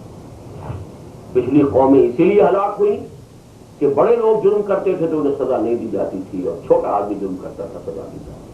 خدا کی قسم لو ان فاطمہ بنت محمد سرقت، اگر محمد کی بیٹی فاطمہ بھی چوری کرے گی اس کا بھی ہاتھ کاٹا جائے. تو جان لیجیے کہ یہ تبلیغ جو ہے یہ کوئی ایڈیشنل کام نہیں ہے، یا یہ مولویوں کے حوالے کر کے آپ مطمئن ہو جائیں. We are contributing, we are running the center, and the Maulvi is doing the sermon, is doing it, okay? اسی لیے بیڑا غرق ہوا ہمارے معاشرے میں، خاص طور پر بیک ہوم ان پاکستان. اسلام میں کوئی کلرجی نہیں ہے، ہم نے کلرجی بنا دی. اسلام میں ہر مسلمان کو اس قابل ہونا چاہیے نماز پڑھائے، اپنی بیٹی کا نکاح خود پڑھے، اپنے باپ کا جنازہ خود پڑھے. جتنی اپنے باپ کے لیے اس کے دل سے دعا نکلے گی، کوئی اور مولوی کے دل سے ویسے دعا نہیں کر سکتی. لیکن ہم نہ جنازہ پڑھا سکتے ہیں، نہ نماز پڑھا سکتے ہیں، نہ خطبہ دے سکتے ہیں. یہ نیڈ سم مولوی. لہٰذا مولوی آپ نے کلاس بنا دی، ایک پروفیشن بنا دیا. پروفیشن کے اندر تو ظاہر بات ہے کہ پروفیشنل جیلسیز کہ فرقے واریت جو ہے کیوں ہے؟ پروفیشنل جیلسیز کی وجہ سے. اور کیا they have no importance in the society except اگر کوئی مذہبی کوئی فتنے اٹھے، کوئی کچھ ڈائلاگ ہو، کوئی مناظرے ہو، تو تبھی تو ان کی کوئی حیثیت ہے. ورنہ کیا حیثیت ہے ان کی؟ قوم کیا چیز ہے، قوموں کی امامت کیا ہے، اس کو کیا سمجھیں گے بیچارے دو رکعت کے امام. لہذا وہ فتنے پیدا کرتے ہیں.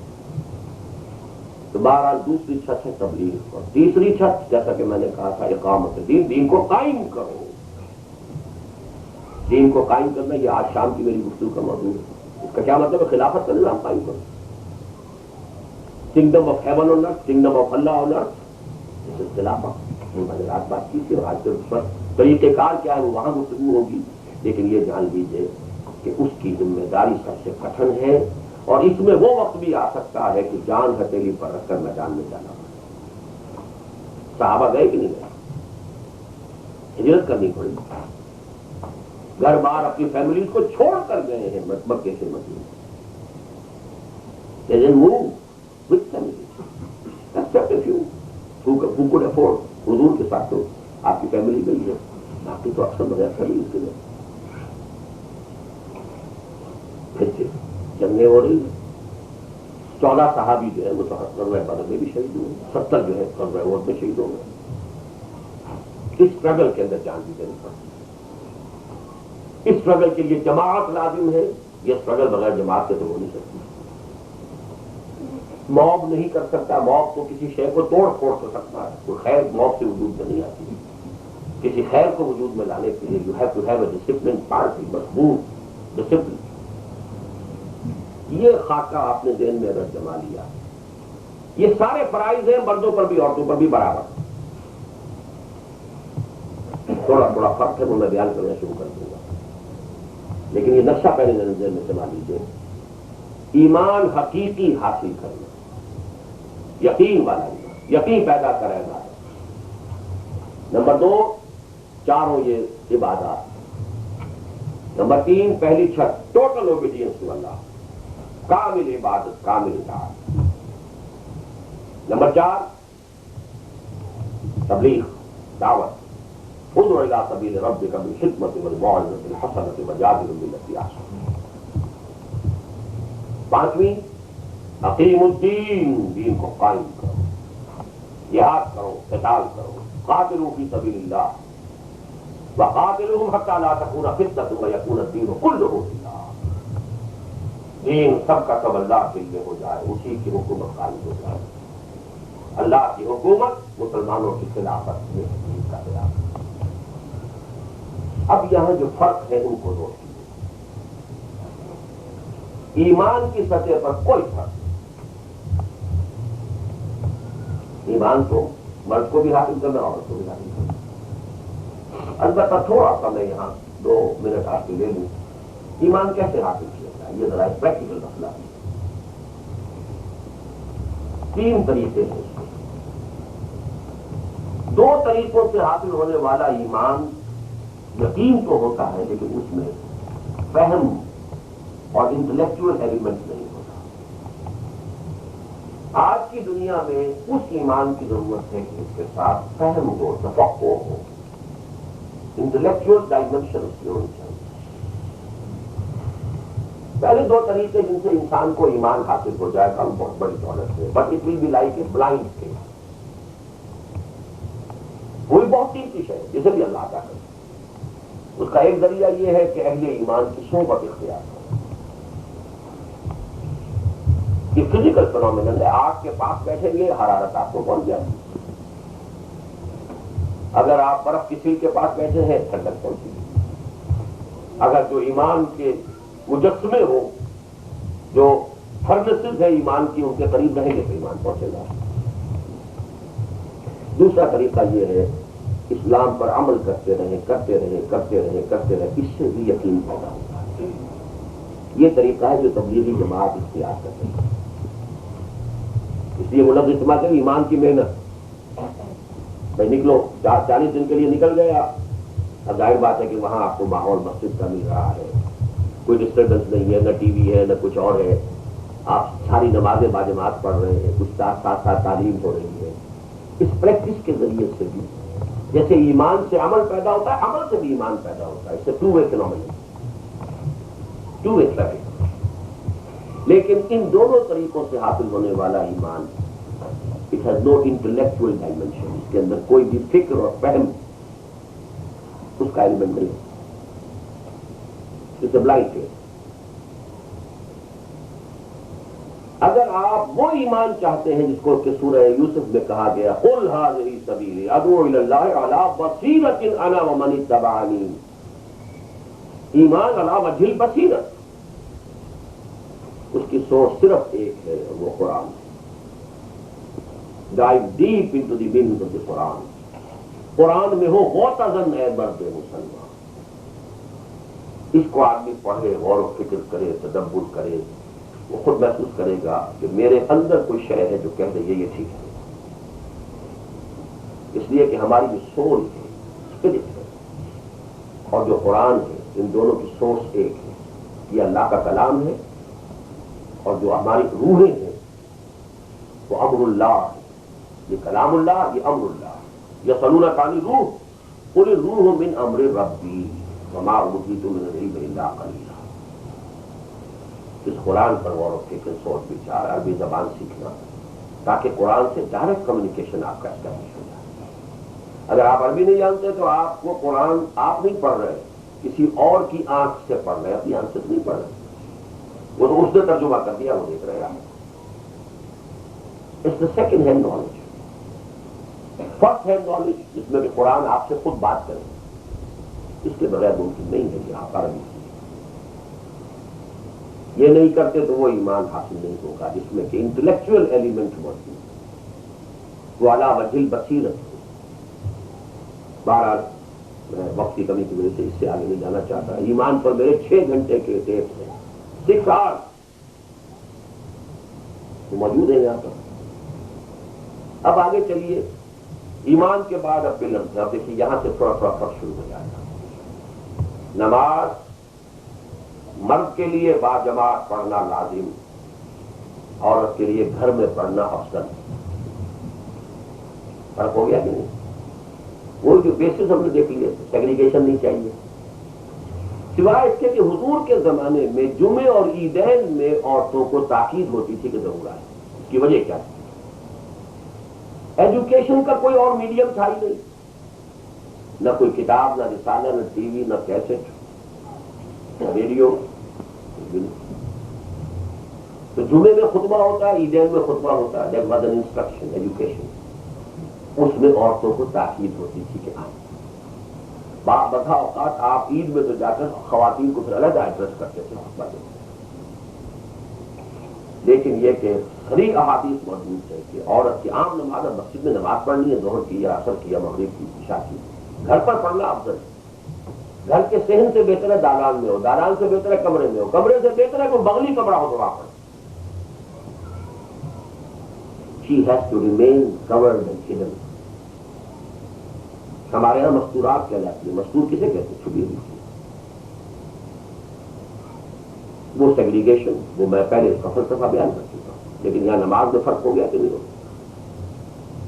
مرد کی نماز ہے ہی نہیں، اگر نماز قریب رہتا ہے وہ مسجد کے جہاں وہ جا سکتا ہے اور پھر گھر میں ادا کر رہا ہے، اس کی نماز نہیں ہے۔ لا صلاۃ لجار المسجد الا فی المسجد، الا یہ کہ وہ عذر ہے، مجبوری ہے، وہ بات اس لیے عورت کی نماز گھر میں افضل، نماز اس پر بھی فرض، اس پر بھی فرض، لیکن اس اعتبار سے جو میں نے بیسس قائم کیا تھا فرق آ گیا ہے۔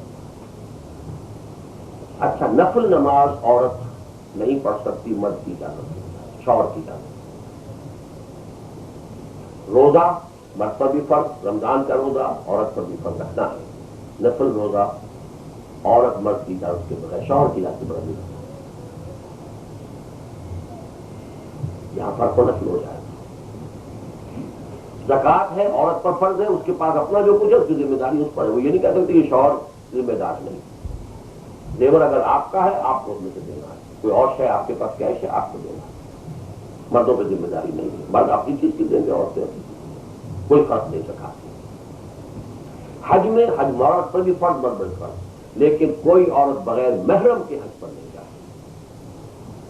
اگر کوئی محرم نہیں ہے حج بدل کرا دے، خرچہ دے دے، اس کا حج ادا ہوتا ہے، لیکن وداؤٹ محرم کوئی عورت نہیں۔ فرق شروع ہو گیا کہ نہیں؟ بیسیکلی وہی ہے، بلو پرنٹ وہی ہے، نقشہ وہی ہے، لیکن عورت اور مرد کا جو نظام ہے دین میں اس کے اعتبار سے فرق ہے۔ اب آئیے اوپر ٹوٹل اوبیڈینس، وہ مرد پر بھی فرض ہے، عورت پر بھی فرض ہے، اس میں کوئی اختلاف نہیں ہوگا۔ ہاں، شوہر کی اطاعت فرض ہے مرد پر اور بیوی پر، لیکن معصیت میں نہیں۔ اگر وہ اللہ کے حکم کے خلاف حکم دے اطاعت نہیں کی۔ لا طاعت لمخلوق فی معصیت الخالق، کسی بھی مخلوق میں سے کسی کی بھی اطاعت نہیں ہو سکتی جس میں خالق کی معصیت لازم آئے۔ نو ہاں، شریعت کے دائرے کے اندر حکم دے اس کا حکم ماننا ہو۔ جیسا کہ میں نے عرض کیا، فرض نماز پڑھنے سے نہیں روک سکتا، نفل سے روک سکتا، فرض روزہ رکھنے سے نہیں روک سکتا، نفل سے روک سکتا، لیکن باقی اوبیڈینس۔ اب یہ کہ خرچہ، اب شوہر جو ہے اس کی کمائی کے اندر کوئی سود کا ایلیمنٹ ہے، کوئی اور حرام کا پہلو ہے، بیوی کیا کرے؟ یہ ایک پریکٹیکل پرابلم۔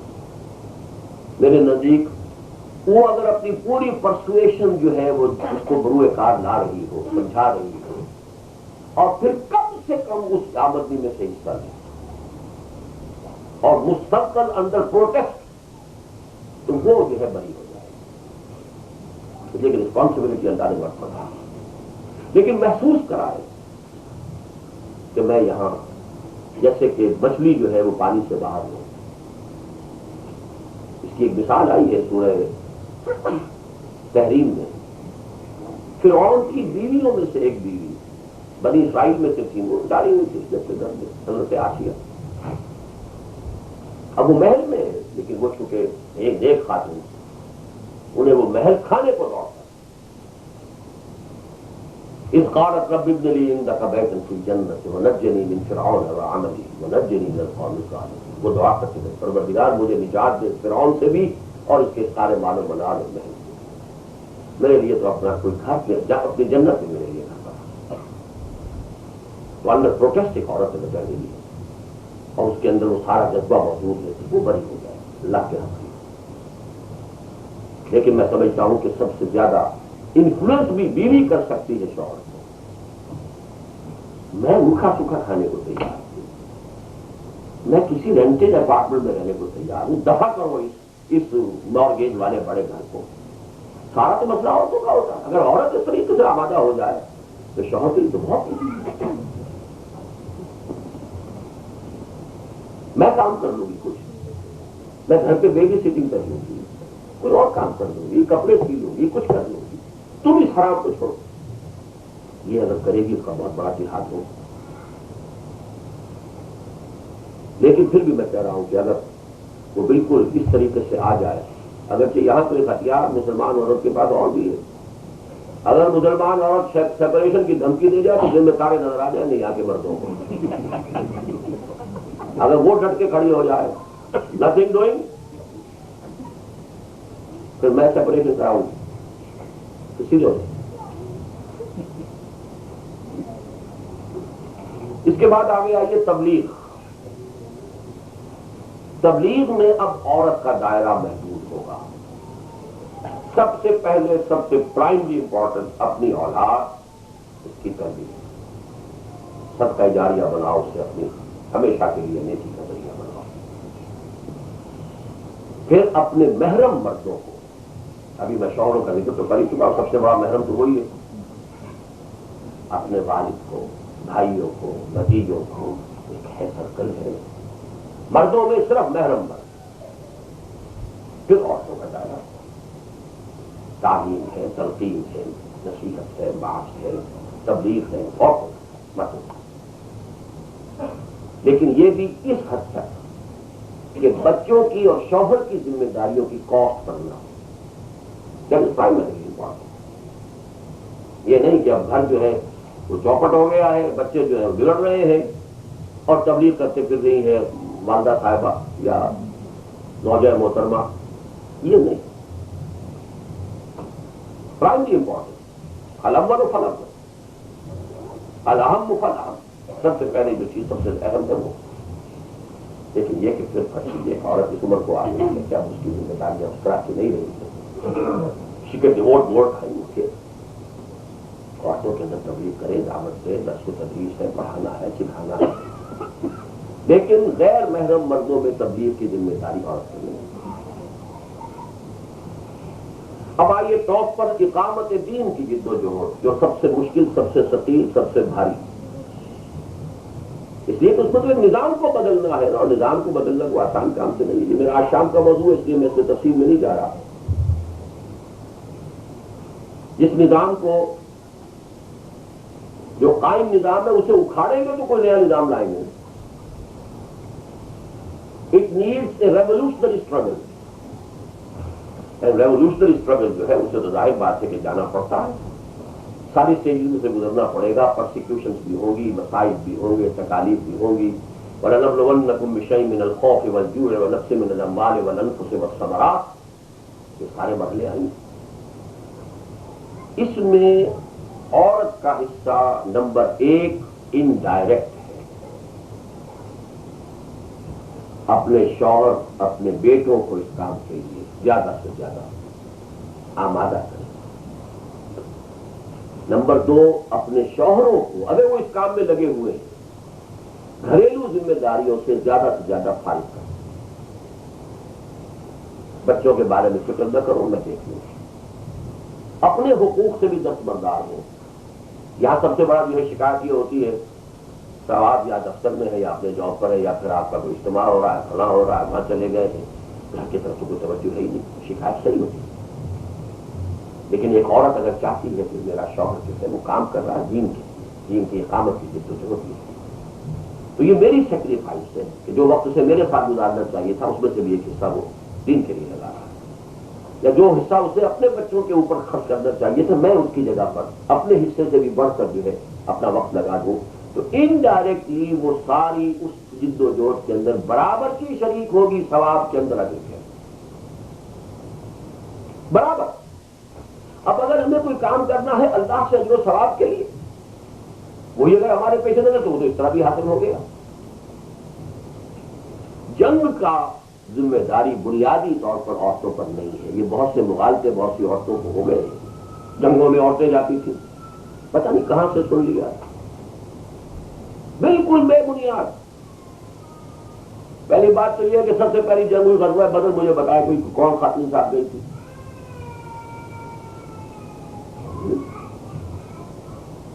غزوہ احد میں ایک بالکل ایکسٹریم صورت پیدا ہو گئی، ایمرجنسی.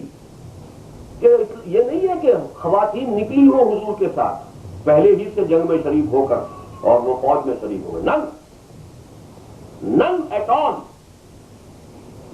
وہ تو ہوا یہ ہے کہ جب معلوم ہوا کہ شکست ہو گئی ہے اور خبر ہو گئی کہ حضور بھی شہید ہو گئے اور اتنے مسلمان شہید ہو گئے نہ بےتاب ہو کر ایمرجنسی اور ہوتی ہے. کسی گھر میں آگ لگی ہوئی ہو تو آپ باہر کھڑے رہیں گے تو نامحرم ہوگی اور اندر میں کیسے جاؤں گا اندر. It's absolutely different case. آگ لگی ہوئی کوئی عورت کہیں دریا میں یا کسی پول میں ڈوب رہی ہے آپ کہنے میں تو ٹچ نہیں کر سکتا یہ نامحرم. ایمرجنسی ایک نارمل حالات ہوتے ہیں اور ایک ایمرجنسی ہوتی ہے. ایمرجنسی میں آ کر تو آپ کو معلوم ہے بہت سے بنیادی حقوق جو ہے دستور جو ہوتے ہیں دنیا میں ہر مملکت کے ایمرجنسی میں بہت سے حقوق ثابت ہو جاتے ہیں. اس حوالے سے وہ غزوہ احد کا معاملہ بالکل مختلف ہے. خواتین ساتھ نہیں گئی تھی لیکن جب وہ خبر پہنچی ہے تو بےتاب ہو کر گھر سے نکلی ہے. پھر انہوں نے زخمیوں کو پانی پلایا ہے وہ مرہم پٹی کی ہے. یہ سارا ہے غزوہ احد میں ثابت ہے. لیکن غزوہ احد کے بارے میں دو باتیں جان لیجئے. Number 1 emergency. نمبر 2 اس وقت تک حجاب کا حکم ہی نہیں آیا تھا. حجاب کے احکام آئے ہیں سورہ احزاب میں جو سن 5 میں نازل ہوئی. حجاب کے احکام آئے ہیں سورہ نور میں کہ جو سن 6 میں نازل ہوئی. یہ سن 3 میں 3 سال پہلے غزوہ ہو رہا ہے. اس وقت تک تو پردہ تھا ہی نہیں. جب تک شراب حرام نہیں تھی شراب بھی پیتے تھے لوگ نماز بھی پڑھتے تھے. پہلا حکم یہی آیا ہے نا لا تقربوا الصلاۃ وانتم سکارى. جب تم نشے کی حالت میں ہو تو نماز کے قریب نہ جاؤ. کیا مطلب ہے کہ نماز وہ شراب پیتے تھے نشے میں بھی ہوتے تھے. کبھی دیکھو یہ نہیں تھی. اس کے بعد فائنل جب ایبروگیشن آئی ہے فائنل جو ہے زکات کی حرمت جب تک ختم ہوا. تو جب تک حجاب کے احکام نہیں آئے تھے اس وقت تک تو حجاب کوئی تھا ہی نہیں. وہ میں واقعی آپ کو سنا چکا ہوں کہ حضرت عائشہ نے یہ فرمایا کہ غزوہ مریض مستلق جو ہوا ہے وہ سن 6 ہجری میں ہوا ہے. سورہ احزاب نازل ہو چکی ہے. حجاب کا حکم آ چکا ہے.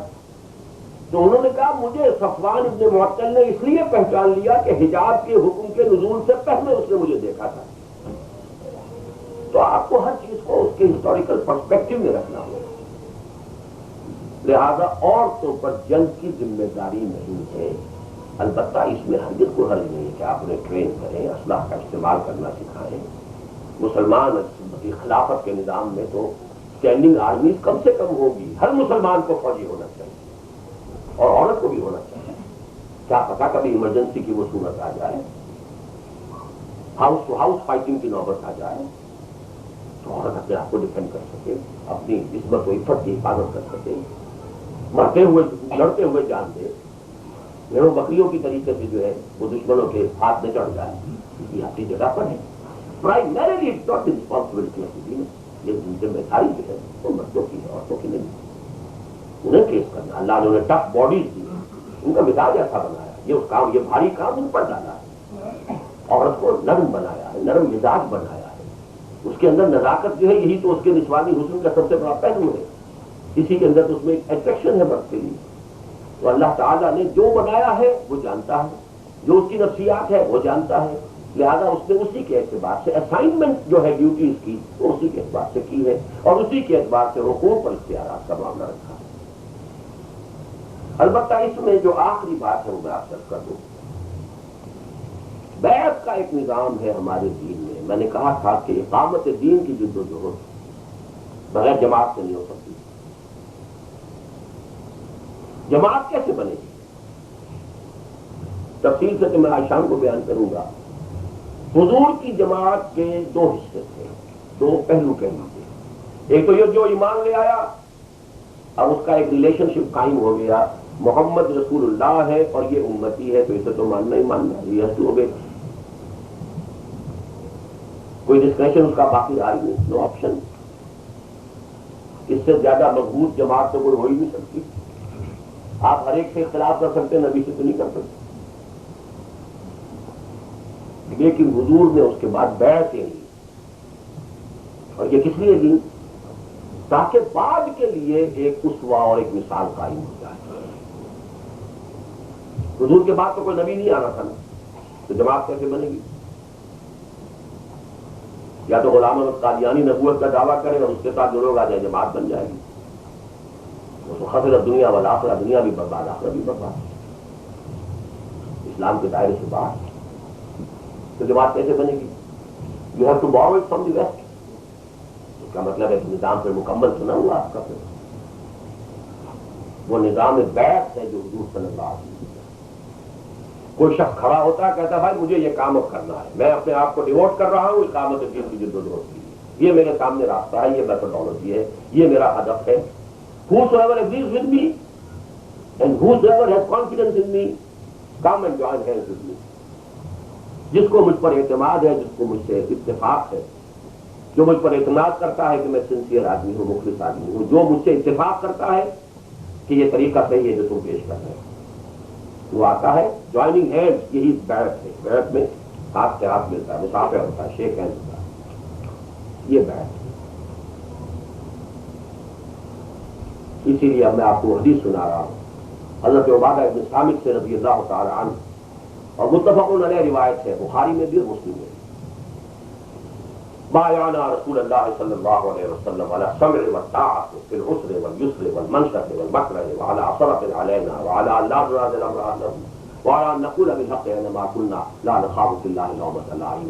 یہ کسی بھی اسلامی انقلابی جماعت، اقامت دین کے لیے قائم ہونے والی جماعت کے لیے مکمل دستور اس ایک حدیث میں موجود ہے.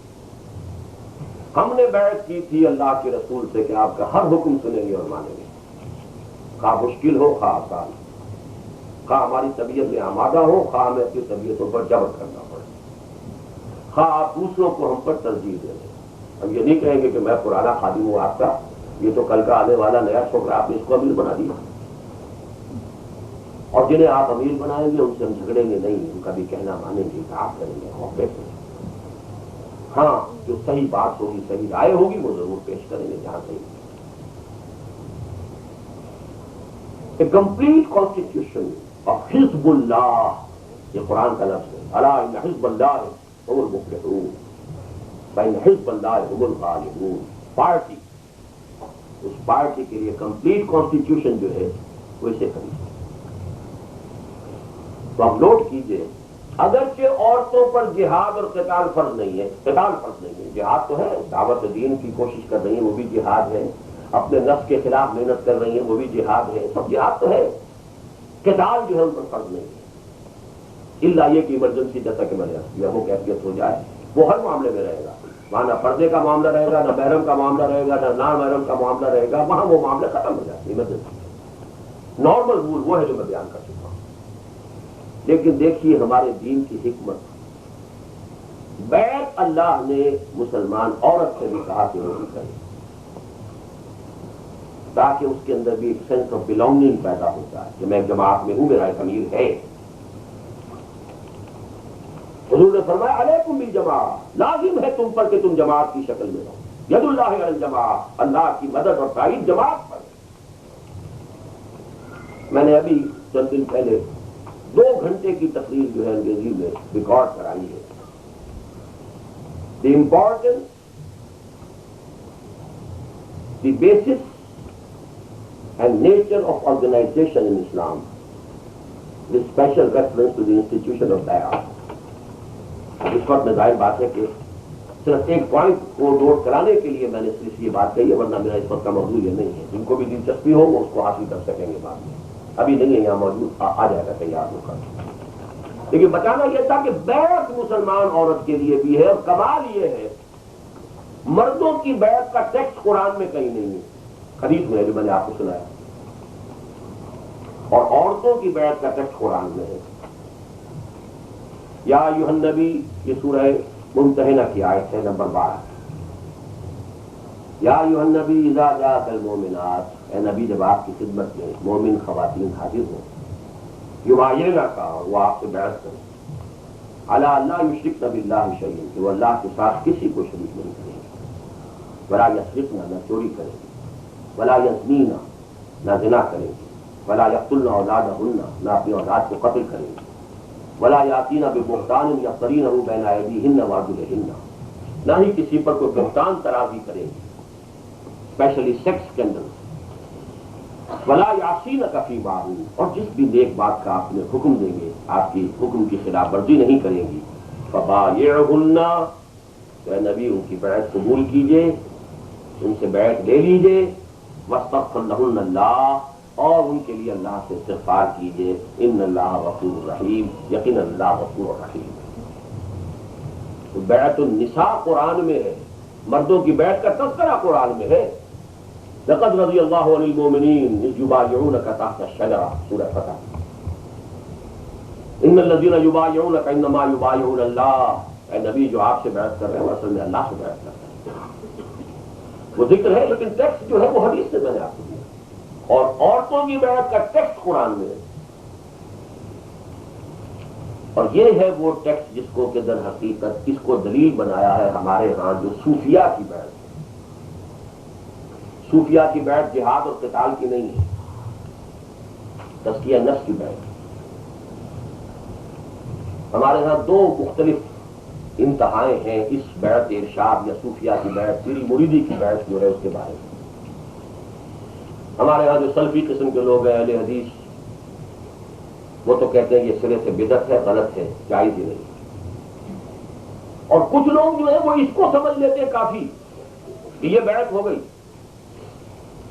حالانکہ مردوں سے تو بیعت کوئی دوسری درکار ہے، یہ تو خواتین کی بیعت ہے، بیعت النساء ہے۔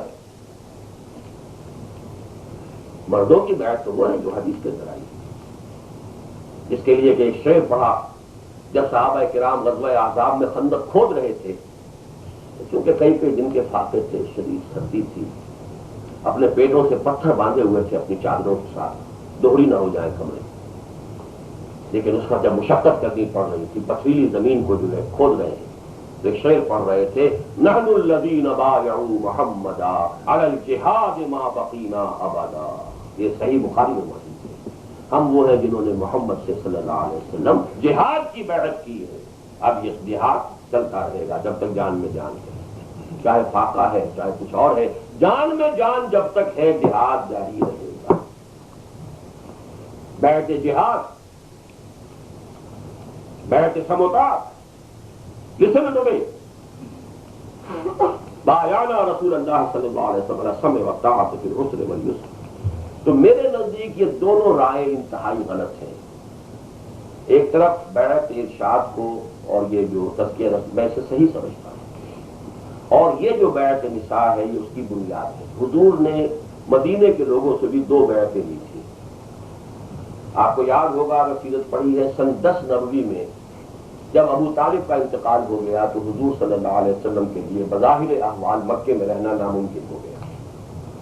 آپ طائف گئے تاکہ وہاں سے کوئی اگر بڑا سردار جو ہے ایمان لے آئے تو وہاں آپ اپنی سینٹر آف ایکٹیویٹی اسے بیس بنا لیں۔ وہاں سے بظاہر ناکام لوٹنا پڑا، بلکہ سخت ترین دن آپ کا یوم طائف ہی۔ اب واپس آئے ہیں تو ایک مشرک کی امان لے کر مکے میں جا سکے، مطعم بن عدی، کافر مشرک اور شرک اور کفری میں مرا ہے، اس نے امان دی حضور کو کہ ہاں میری امان میں آپ آ جائیں۔ اسی سال 6 اشخاص مدینے کے ایمان لے آئے۔ Next year they were 12۔ ان 12 سے آپ نے جو بیعت لی ہے وہ بیعت عقبہ اولیٰ کہلاتی ہے، اور وہ یہی ہے جو بیعت نساء ہے۔ اس کے حدیث میں الفاظ موجود ہے بالکل یہی۔ ان 12 افراد نے بیعت کی تھی، ہم کسی شے کو اللہ کے ساتھ شریک نہیں کریں گے، چوری نہیں کریں گے، زنا نہیں کریں گے، اور جو بھی جس بات کا بھی آپ نیک کام کا ہمیں حکم دیں گے ہم آپ کا حکم مانیں گے۔ یہ بیعت ہے 12 افراد۔ پھر ان کے ساتھ بھیج دیا مصعب بن عمیر رضی اللہ تعالیٰ عنہ کہ تم جاؤ ان کے ساتھ جا کر وہاں قرآن پڑھاؤ۔ اگلے سال آئے تو 72 مرد اور 3 عورتیں۔ ان 72 مردوں سے جو بیعت لی ہے وہ میں نے آپ کو سنا دی، بیعت عقبہ ثانیہ کہلاتی ہے۔ وہ ہے وہ مردوں والی بیعت، بایعنا رسول اللہ صلی اللہ علیہ وسلم سمع والطاعۃ فی العسر والیسر والمنشط والمکرہ۔ تو اب یہ دونوں بیعتیں حضور سے ثابت ہو گئی۔ تو یہ جو تزکیہ نفس والی بیعت ہے یا صوفیاء کرام کی بیعت ہے، اس کو آپ پہلی پر قیاس کریں گے، اس لیے یہ نہیں ہے، میرے نزدیک بدعت نہیں ہے، میرے نزدیک صحیح ہے، جائز ہے۔ لیکن یہ ہونی چاہیے اسی لیے کہ آپ کو کسی شخص پر اس کی روحانیت پر اعتماد ہے اور آپ اس سے فائدہ حاصل کرنا چاہتے ہیں، اس سے تربیت حاصل کیجیے، اس کے پاس جا کر رہیے، اس کے سامنے اپنے مسائل پیش کیجیے، اس کا حل مانگیے۔ صرف نامینلی کسی سے بیعت کر لینا۔ اب مجھے یاد ہے جب پہلی مرتبہ 1979 میں آیا تھا ٹورنٹو، تو جب یہ گفتگو ہو رہی تھی ایک صاحب نے کہا میں نے تو بیعت کی ہوئی ہے، 16 سال سے میری بیعت ہے قاری محمد طیب صاحب کے ساتھ. میں نے کہا بہت اچھا ہے، لیکن مجھے بتائیے آپ کبھی جا کے قاری صاحب کے پاس رہے ہیں تربیت کے لیے؟ میں نے کہا وقتاً فوقتاً آپ خطوط تو لکھتے رہتے ہوں گے، رہنمائیاتی نہیں. میں نے کہا یہ کیا تم بیعت کا تماشا بنا رکھا ہے؟ یہ کیا بیعت؟ کوئی بحث نہیں. تو خام آپ نے آپ کو دھوکہ دینا ہے کہ ہم نے بیعت کیوں؟ آپ بحث کرتے ہیں کیونکہ باقی خانقاہیں ہیں نہ کس لیے آئیں یہاں پر رہیں، کچھ عرصے ٹھہریں یہاں پر، پیوریفیکیشن آف سولز ہو آپ کی. یا یہ کہ وقتاً فوقتاً جیسے مولانا اشرف علی تھانوی رحمۃ اللہ علیہ کو بے تحاشا لوگوں کے خطوط آتے تھے اور آپ ان کو بتاتے تھے، اس دنوں کے جواب دیتے تھے کس لیول پر ہے اس وقت وہ اپنی سیلف پیوریفیکیشن کا وہ پیش کرتے تھے، پھر آپ مزید ہدایات دیتے تھے. خانقاہ بھی تھی، خانہ بھون کے اندر خانقاہ ہے اور لوگ چلے آ رہے ہیں مارے تھے.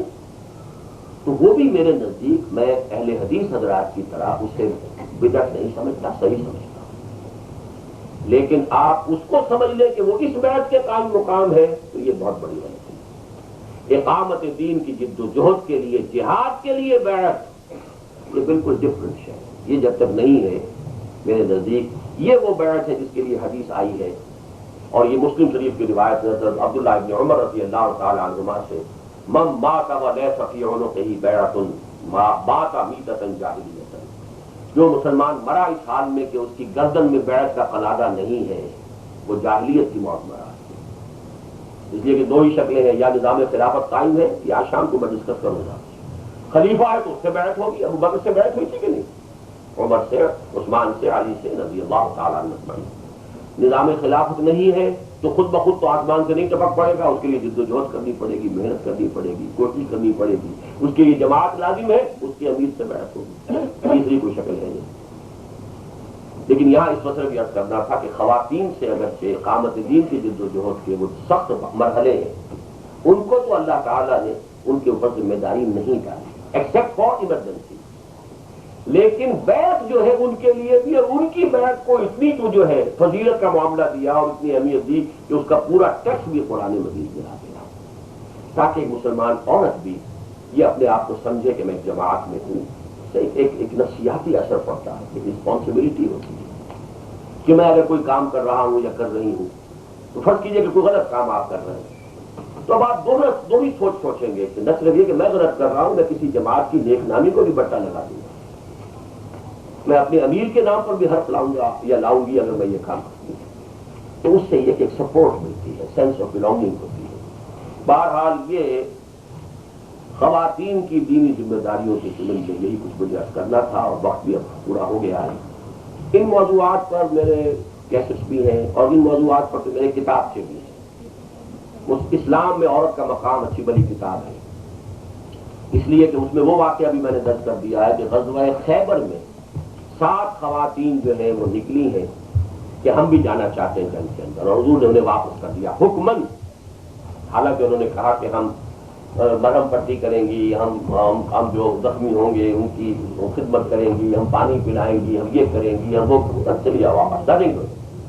یہ حدیث موجود ہے، اس لیے کہ اس وقت وہ سن 7 میں ہوا ہے اور حجاب کے احکام آتے ہیں. تو ہمیں تو اصل میں کتاب و سنت کی پیروی کرنی ہے، اس کے مطابق کرنا ہے. اجر و ثواب اللہ نے کہا ہے کہ ایک مومن خاتون گھر پہ رہ کر بھی اگر ایک مجاہد کی بیوی ہے اور وہ مجاہد کی بیوی گھر میں اس کے بچوں کو پال رہی ہے، اس کی تربیت کر رہی ہے اور جو بھی اس کی ذمہ داریاں ادا کر رہی ہے، تو اجر میں برابر کی شریک ہے اپنے اس مجاہد شوہر کے ساتھ. اجر و ثواب میں کوئی کمی نہیں ہوگی. تو بہرحال اس موضوع پر خواتین کی دینی ذمہ داریاں میرے طرف سے گفتگو میں موجود ہیں. یہ سارے مضامین میں نے آج ایک تقریب میں جمع کیے ہیں، لہٰذا مختصر بھی ہیں، لیکن اس پر میری بڑی ڈیٹیل ڈسکشن موجود ہے. اب آخر میں یہ 3 اعلانات ہیں. ایک تو یہ کہ میری اہلیہ بھی اب کچھ سالوں سے میرے ساتھ ہی سفر کرتی ہیں. ہمارا جو حلقہ خواتین ہے تنظیم اسلامی کا، اس کی وہ ناظمہ بھی ہے، وہ بھی آئی ہوئی ہیں یہاں موجود ہیں. ظہر کی نماز کے بعد وہ یہی رہیں گی، تو خواتین جو بھی ان سے مزید کچھ معلومات حاصل کرنا چاہیں تو ان کے ساتھ گفتگو کر کے وہ معلومات حاصل کر سکیں گے. دوسرے یہ کہ ہمارے جو یہاں کے ساتھی ہیں انہوں نے کچھ آپ کے لیے ہدیہ تیار کیا ہوا ہے، 2 کیسٹ کا، جو آپ کو مفت ہدیتاً پیش کیا جائے گا، لیکن وہ 60 کی تعداد میں تیار ہے. 2 کیسٹ سے ان میں یہ مضامین کچھ اختصار کے ساتھ یہ آئے ہوئے ہیں، تو وہ 12 پر فیملی ایک مل سکے گا. اور یہ کہ جن کو نہ مل سکے پھر وہ اگر اپنے نام لکھوا دیں گے بھائی شفیق صاحب کو تو یہ بعد میں بھی کہتے ہیں کہ تیار کر کے ہم انہیں پہنچا دیں گے. لیکن یہ کہ جتنے وہ لائے ہیں وہ تو یہاں پر فیملی ایک لے, یہ نہ ہو کہ ایک فیملی میں 2 شخص کے لیے. تیسری بات یہ ہے کہ آج رات انشاءاللہ میری جو گفتگو ہے اگرچہ وہ انگریزی میں ہے لیکن یہ کہ وہ عملی اعتبار سے اہم ترین موضوع ہے اس وقت. میں نے اسی مسجد میں جمعے کا جو خطبہ دیا تھا اس میں بیان کیا تھا کہ اس وقت ہم اللہ کے عذاب میں مبتلا ہیں اور یہ عذاب جاری رہے گا بلکہ بڑھے گا جب تک کہ ہم کم سے کم کسی ایک ملک میں نظام خلافت قائم کر کے حجت قائم نہ کر دیں نوع انسانی پر کہ یہ ہے اللہ کا دین کا میکسی فر یور سیلف, ایک ماڈل, ایک مثال. خاص طور پہ یاد دلانا چاہتا ہوں پاکستان کو بنایا ہی اس لیے جو حشر اس کا ہم نے کیا ہے اس کی سزا ہم نے بھگتی ہے. ایک کوڑا ہم پر 71 میں پڑا تھا اور نہ معلوم کون سا دوسرا کوڑا جو ہے وہ تیار ہو, اللہ عالم. لیکن یہ سب کچھ ہو رہا ہے. اس حوالے سے میں صرف آپ کو نوٹ کرانا چاہتا ہوں کہ چونکہ میرے نزدیک یہ اہم ترین معاملہ ہے تو اس پر جو ہے آج شام کی میری گفتگو ہے کہ کیسے وہ نظام قائم ہے. تو آپ کوشش کیجیے زیادہ زیادہ تعداد میں. پھر یہ ہے کہ جو حضرات بھی تنظیم اسلامی میں شامل ہونا چاہیں گے وہ پھر ہمت کریں. کل میں تو چونکہ فجر کی نماز کے بعد ہی نکلنا چاہتا ہوں لیکن اگر میرے ساتھ فجر کی جماعت میں وہ شریک ہو جائے شفیق صاحب کے گھر پر وہ ڈائریکشن ان سے آپ لے سکتے ہیں تو تنظیم میں شمولیت اور بیعت کا معاملہ بھی اس وقت ہو جائے گا. اب میں یہ کچھ سوالات ہیں خواتین کی طرف سے. ہمارے معاشرے میں ساس کو ماں کے مقام سے بھی زیادہ حیثیت دی جاتی ہے جبکہ لڑکی کی شادی کے بعد اس کی ماں کی کوئی حیثیت نہیں سمجھی جاتی. سارا حق سسرال والوں کا ہی رہ جاتا ہے. دیکھیے ہمارے معاشرے میں جو کچھ ہو رہا ہے وہ سارا کا سارا اسلام کے مطابق نہیں ہے. ہمارے ہاں کون ہیں, کتنے لوگ ہیں کہ جو بیٹیوں کو بھی وراثت میں حصہ دیتے ہیں؟ تو ہمارے یہاں جو کچھ ہو رہا ہے اس کا بلیم اسلام پر نہیں ہے, وہ تو ہماری غلطی ہے. یقیناً ساس اور سسر جو ہے اسے بھی ایک بہو کو سمجھنا چاہیے یہ بھی میرے والدین کی جگہ ہے, ان کی عزت, ان کا ادب, ان کی خدمت. لیکن یہ معنی ہرگز نہیں ہے کہ اس کے حقیقی والدین پہ کوئی حق ہی نہیں رکھا. بہرحال اس کے اندر توازن پیدا کرنے کی ضرورت ہے. ظاہر بات ہے کہ جب وہ اپنے والدین کا گھر چھوڑ کر آ گئی اس کا اکثر وقت تو یہی گزر رہا اور شوہر جو ہے کیونکہ اس کی تابع داری اس کے اوپر ہے تو لہٰذا اب تو اس کا والدین کا براہ راست اس طرح خدمت نہیں کر سکتی. لیکن یہ سمجھ لینا کہ کوئی حق سرے سے رہا ہی نہیں. اس کی اپنی کوئی انکم ہے, اس کا اپنی کوئی دولت ہے, وہ چاہے اپنے والدین کے اوپر خرچ کرے. کوئی شوہر یا شوہر کا باپ اسے روک نہیں سکتا. اگر اس کے والدین, اس کے بھائی بند, اس کے اعزا اقربا اگر وہ حاجت مند ہے اپنی دولت اپنا مال جہاں چاہے شوہر کو چاہے تو زکات دے چاہے نہ دے. یہ سارا بیلنس تو آپ کے سامنے بیان کر دیا. حجاب والی لڑکیوں اور عورتوں کی شادیاں کس طرح ممکن ہے جبکہ ہر لڑکے یا مرد کو حسین یا خوبصورت لڑکیاں چاہیے؟ تو وہ تو اگر بیچاری بدصورت ہے اس کو دیکھ کر تو کوئی بھی شادی نہیں کرے گا. تو اچھا چھپا کر رکھو, دھوکہ نہیں ہے. ہمارے ہاں شادیاں ارینج کی جاتی ہیں والدین. میں نے اپنی بیوی کو شادی سے پہلے نہیں دیکھا تھا, میں نہیں جانتا تھا. مائی مدر شاید نے دیکھا بھی اور آج ہمیں 40 برس ہو چکے ہیں. بہرحال یہاں گفتگو کا موقع نہیں ہے. یا تو آپ آج کی جنریشن کے ساتھ جائیے تو پھر بھگتیے جو کچھ ہو رہا ہے یہاں پر. اگر آپ کو اسلام کی بات سمجھنی ہے تو وہ میں سمجھانے آیا ہوں آپ کو. وہ طریقہ یہی ہے. آپ جو کچھ کر رہے ہیں وہ یہ ہے کہ بیٹا جو ہے جب خود شادی کرتا ہے تو وہ کیسے سمجھے گا کہ وہ اپنے آپ کے ماں باپ جو ہے بیٹے کے ماں باپ, وہ بیوی آئے گی تو وہ کہے گی میں صرف اس شوہر کے ساتھ شادی کر کے آئی ہوں. Who are you? I married this young man. I don't know who you are. And she will be absolutely correct. یا تو آپ take it or leave it. آپ کو اسلام لینا ہے تو پورا لیجیے, ورنہ اسلام کو آپ کی حاجت نہیں ہے. آپ کو ضرورت ہے اسلام کی تو آپ اسلام حاصل کیجیے, ورنہ پھر جو بھی اس کی گندگی ہے وہ برداشت کیجیے. کیا مسلمان مردوں کو اہل کتاب عورتوں کے علاوہ کسی سے شادی جائز ہے؟ یہ آج کل عام ہو رہا ہے کہ سکھ یا ہندو سے شادی کر رہے ہیں. میرے نزدیک اہل کتاب یعنی عیسائی یا یہودی لڑکی سے شادی جائز ہے, اگرچہ مناسب نہیں ہے آج کے ماحول میں. میرے نزدیک مناسب بالکل نہیں، لیکن میں حرام اسے نہیں کہہ سکتا، شریعت میں وہ جائز ہے۔ حالات ایسے ہوتے ہیں، مثلا حضرت عمر رضی اللہ تعالیٰ عنہ نے اپنے دور خلافت میں جب قحط پڑا تو ہاتھ کاٹنے کی سزا چوری پر ثابت کر دی۔ یہ نہیں تھا کہ قرآن کا حکم بدل دیا، حالات ایسے ہو گئے، قحط پڑا ہوا ہے، کوئی شخص بالکل مجبور ہو کر ہو سکتا ہے کہ کہیں کوئی چوری کر رہا ہو۔ تو اس حوالے سے میں عرض کر رہا ہوں کہ آج کل کے حالات میں اس کی وجہ کیا ہے؟ وہ جو دور ہمارا تھا اس میں مسلم سویلائزیشن واز ڈومیننٹ، یہ تابع تھے عیسائی اور یہودی۔ آج یہ ڈومیننٹ ہے، ہم ان کے تابع ہیں۔ We have come here as beggars and parasites. یہاں کی عورت جو ہے وہ سمجھتی ہے کہ یہ مجھ سے شادی اس لیے کر رہا ہے کہ یہاں بھک منگا تھا اپنے ملک کے اندر، یہاں آ کر مجھ سے وہ جو ہے شادی کر رہا ہے تاکہ یہاں کی ڈیکچریٹی مل جائے۔ وہ بیوی بنے گی یا کچھ اور بنے گی۔ لہذا آج کے حالات میں اسی وجہ سے مردوں کو اجازت تھی، مسلمان اور مرد کو، کہ وہ یہودی یا عیسائی لڑکی سے شادی کر لے۔ کسی مسلمان عورت کی شادی کسی یہودی یا عیسائی مرد سے نہیں تھی، اس لیے کہ وہاں شوہر ڈومیننٹ ہوتا ہے۔ اسی کو قیاس کیجئے تو آج کل کے حالات میں یہ مناسب نہیں ہے۔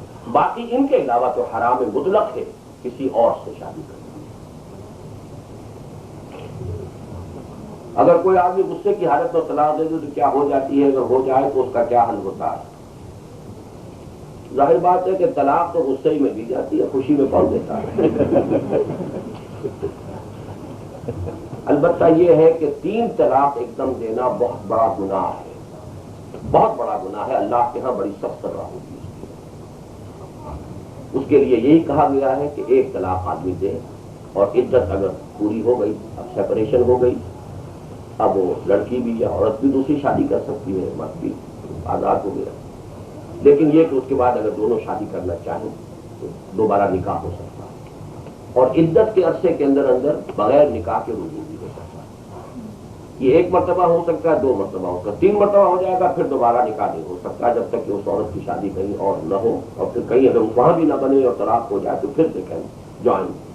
یہ ہے جو شریعت کا حکم ہے۔ باقی اس میں کچھ اختلافات ہیں۔ اہل حدیث حضرات کے نزدیک 3 طلاقیں بیک وقت دی جائیں تو وہ 3 طلاقیں نہیں ہوتی، 1 ہی۔ یہ امام ابن تیمیہ کا فتویٰ ہے۔ اہل تشیع کے ہاں بھی بیک وقت دی جانے والی 3 طلاقیں جو ہیں وہ 1 ہی شمار ہوگی، وہ 3 نہیں ہے۔ لیکن سنت کے چاروں مسلک جو ہیں، حنفی، شافعی، مالکی، حنبلی، چاروں کے نزدیک 3 طلاقیں بیک وقت 3 ہی ہو جائیں گی، گناہگار ہوگا شوہر۔ کیا حدیثوں کی ثابت ہوا ہے کہ لڑکا اور لڑکی ایک دوسرے کو دیکھ سکتے ہیں، شادی کرا سکتے ہیں؟ جی ہاں، یہ ثابت ہے، شادی سے قبل تھوڑی مرتبہ دیکھ سکتے ہیں۔ میری ایک بہن اپنے خاوند کو پسند نہیں کرتی تھی، اس نے یہاں قانون کا سہارا لیا، لیکن وہ شخص کو ایسا چکر چلتا ہے طلاق نہ دینا پڑے۔ 6 سال کے بعد وہ بہن برے راستے پر چل پڑی، اس کا ذمہ دار کون ہوگا؟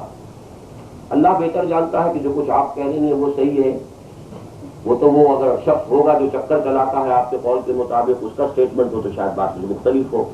یہ اللہ جانتا ہے، جس کی ذمہ داری ہے وہ اللہ کے یہاں بھگتے گا۔ پہلے کہ آپ کا کھانا چاہیے کہ اس میں ان کا ذبیحہ بھی شامل ہے، ان کا ذبیحہ ہی تو شامل ہے، بھی کا کیا سوال؟ یعنی یہ کہ اگر ذبیحہ ہو، ذبیحہ کہتے ہیں اس حالت میں کہ صرف 100 پارٹس جو ہے گردن کے جا کے وہ کاٹے جائیں، لیکن یہ ہڈی جو ہے ریڑھ کی ہڈی یہ انٹیکٹ رہے، اس میں اسپائنل کارڈ جو ہے وہ انٹیکٹ رہے، تب یہ ذبح ہے۔ اور اگر پوری گردن کاٹ دی ہے تو یہ پھر مردار ہو گیا۔ وہ مردار تو مسلمان کرے گا تب بھی حرام ہے، اور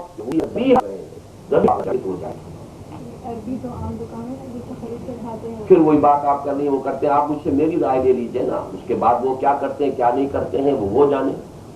میں نے آپ کو رائے دے دی ہے، ذبیحہ ہونا چاہیے۔ اگر دیکھیے کوئی ایسا سلوٹر ہاؤس ہے یہاں پر کہ جہاں ذبح کیا جائے، اب ہے سنا ہے میں نے کہ یہاں ایسے ہیں، کیونکہ یہ اب اصل میں میڈیکل بنیادوں پر بھی ثابت ہو چکا ہے کہ میکسیمم بلیڈنگ ہو جانا بہتر ہے گوشت کے لیے، یہ کہ بلڈ اگر اندر ہی جسم کے رہتا تو انجوریس ہے فار ہیلتھ، تو میکسیمم بلیڈنگ ہوتی اسی شکل میں جب ذبح کیا جائے، اور خون جو ہے وہ ناپاک ہے تو اس سے جسم میں سے جتنا نکل جائے تو پھر وہ اگر ذبیحہ ہے تو جائز، ذبیحہ نہیں ہے تو چاہے مسلمان کا کیا ہوا وہ بھی حرام ہے، کو چاہیے کہ عیسائی اور یہودی۔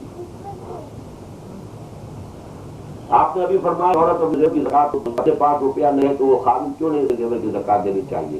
خاوند سے مانگ لے، خوش کرے خاوند کو، اور خاوند اگر دے دے تو ٹھیک ہے، نہیں تو اپنا ایک زیور توڑے اور اس میں سے زکات دے، ورنہ یہی زیور جو ہے جہنم کے اندر جا کر جو ہے وہ آپ کے لیے شوق بنے گا.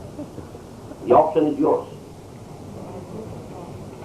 والدین خود نماز روزے کے پابند ہیں لیکن اپنے بچوں کی اس کی تاکید نہیں کرتے. یہاں کی تہذیب کے طریقوں پر بچوں کو چلنے دیتے ہیں. ان سے والدین کا اسلام میں کیا مقام ہے؟ وہ بہت ملا گیا بچوں کے بارے میں اللہ کے یہاں. زکات کے بارے میں سوال شوہر نے دیے ہیں، زکات کی ذمہ داری کیا شوہر پر ہے یا عورت پر؟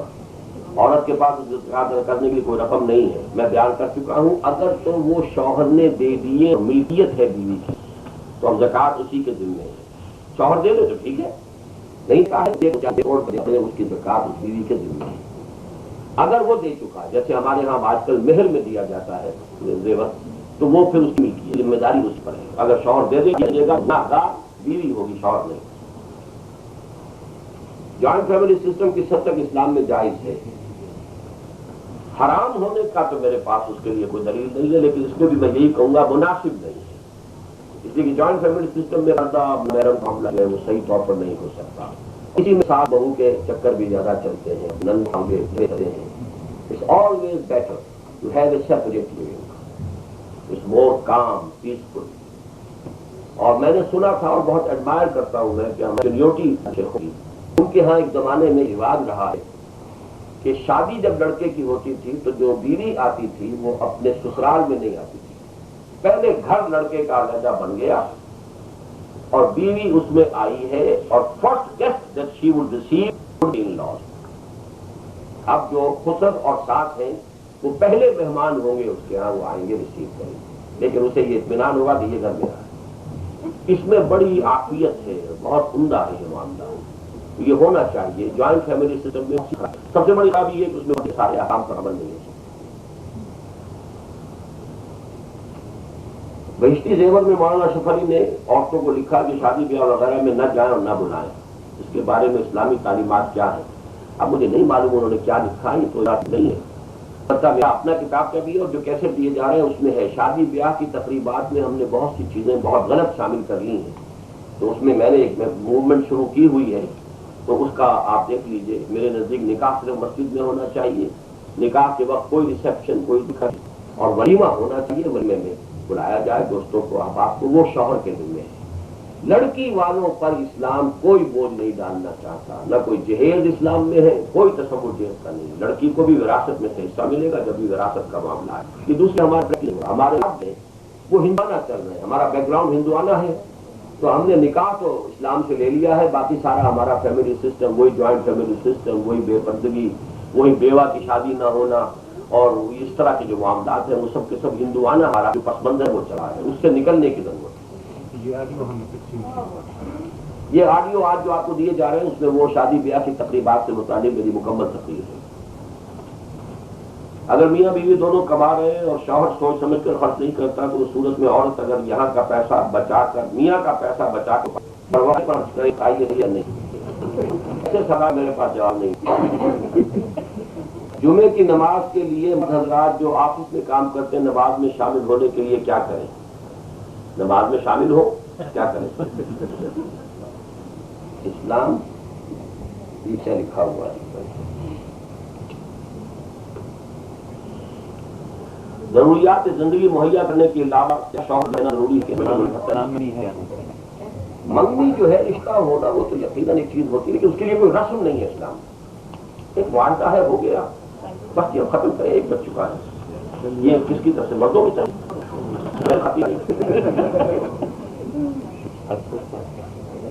سوال نمبر 1، پاکستان کی وزیر اعظم نے چین میں جا کر جو بیان دیا کیا قرآن اسلام کے حوالے سے صحیح ہے؟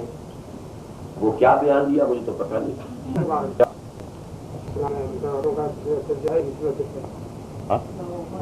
تو میں نے جو تقریر پوری فرمائی ہے وہ کہاں گئی؟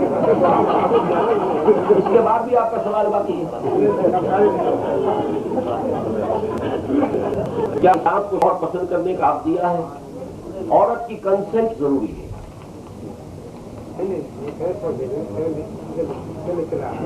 جی مت دیجیے نا، جب سوالات میں نے بتا دیا ہے اور کس طرح سے بھی ہے اور کس سے مساوی نہیں ہے، دونوں چیزیں میں نے تفصیل سے بیان کی.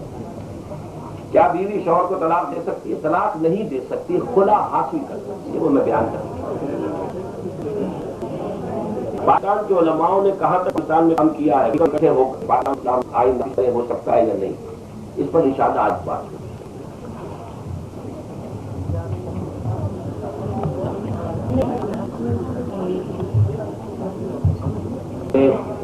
اور اس سے یہی ہے اللہ تعالیٰ ہمیں سب کو، مردوں کو بھی عورتوں کو بھی اس پر عمل کرنے کی توفیق عطا فرمائے۔ الحمدللہ الذی ہدانا لہذا وما كنا لنهتدی لولا ان هدانا الله، ربنا لا تزغ قلوبنا بعد إذ هديتنا وهب لنا من لدنك رحمة أنت الوهاب، اللهم اغفر لنا ذنوبنا وكفر عنا سيئاتنا وتوفنا مع الأبرار، اللهم اغفر لنا ولآبائنا ولأمهاتنا ولجميع المؤمنين والمؤمنات والمسلمين والمسلمات الأحياء منهم والأموات إنك سميع مجيب الدعوات، اللهم اشف مرضانا ومرضى المؤمنين والمسلمين والمسلمات، وصلى الله تعالى على خير خلقه محمد وآله وأصحابه أجمعين برحمتك يا رحمن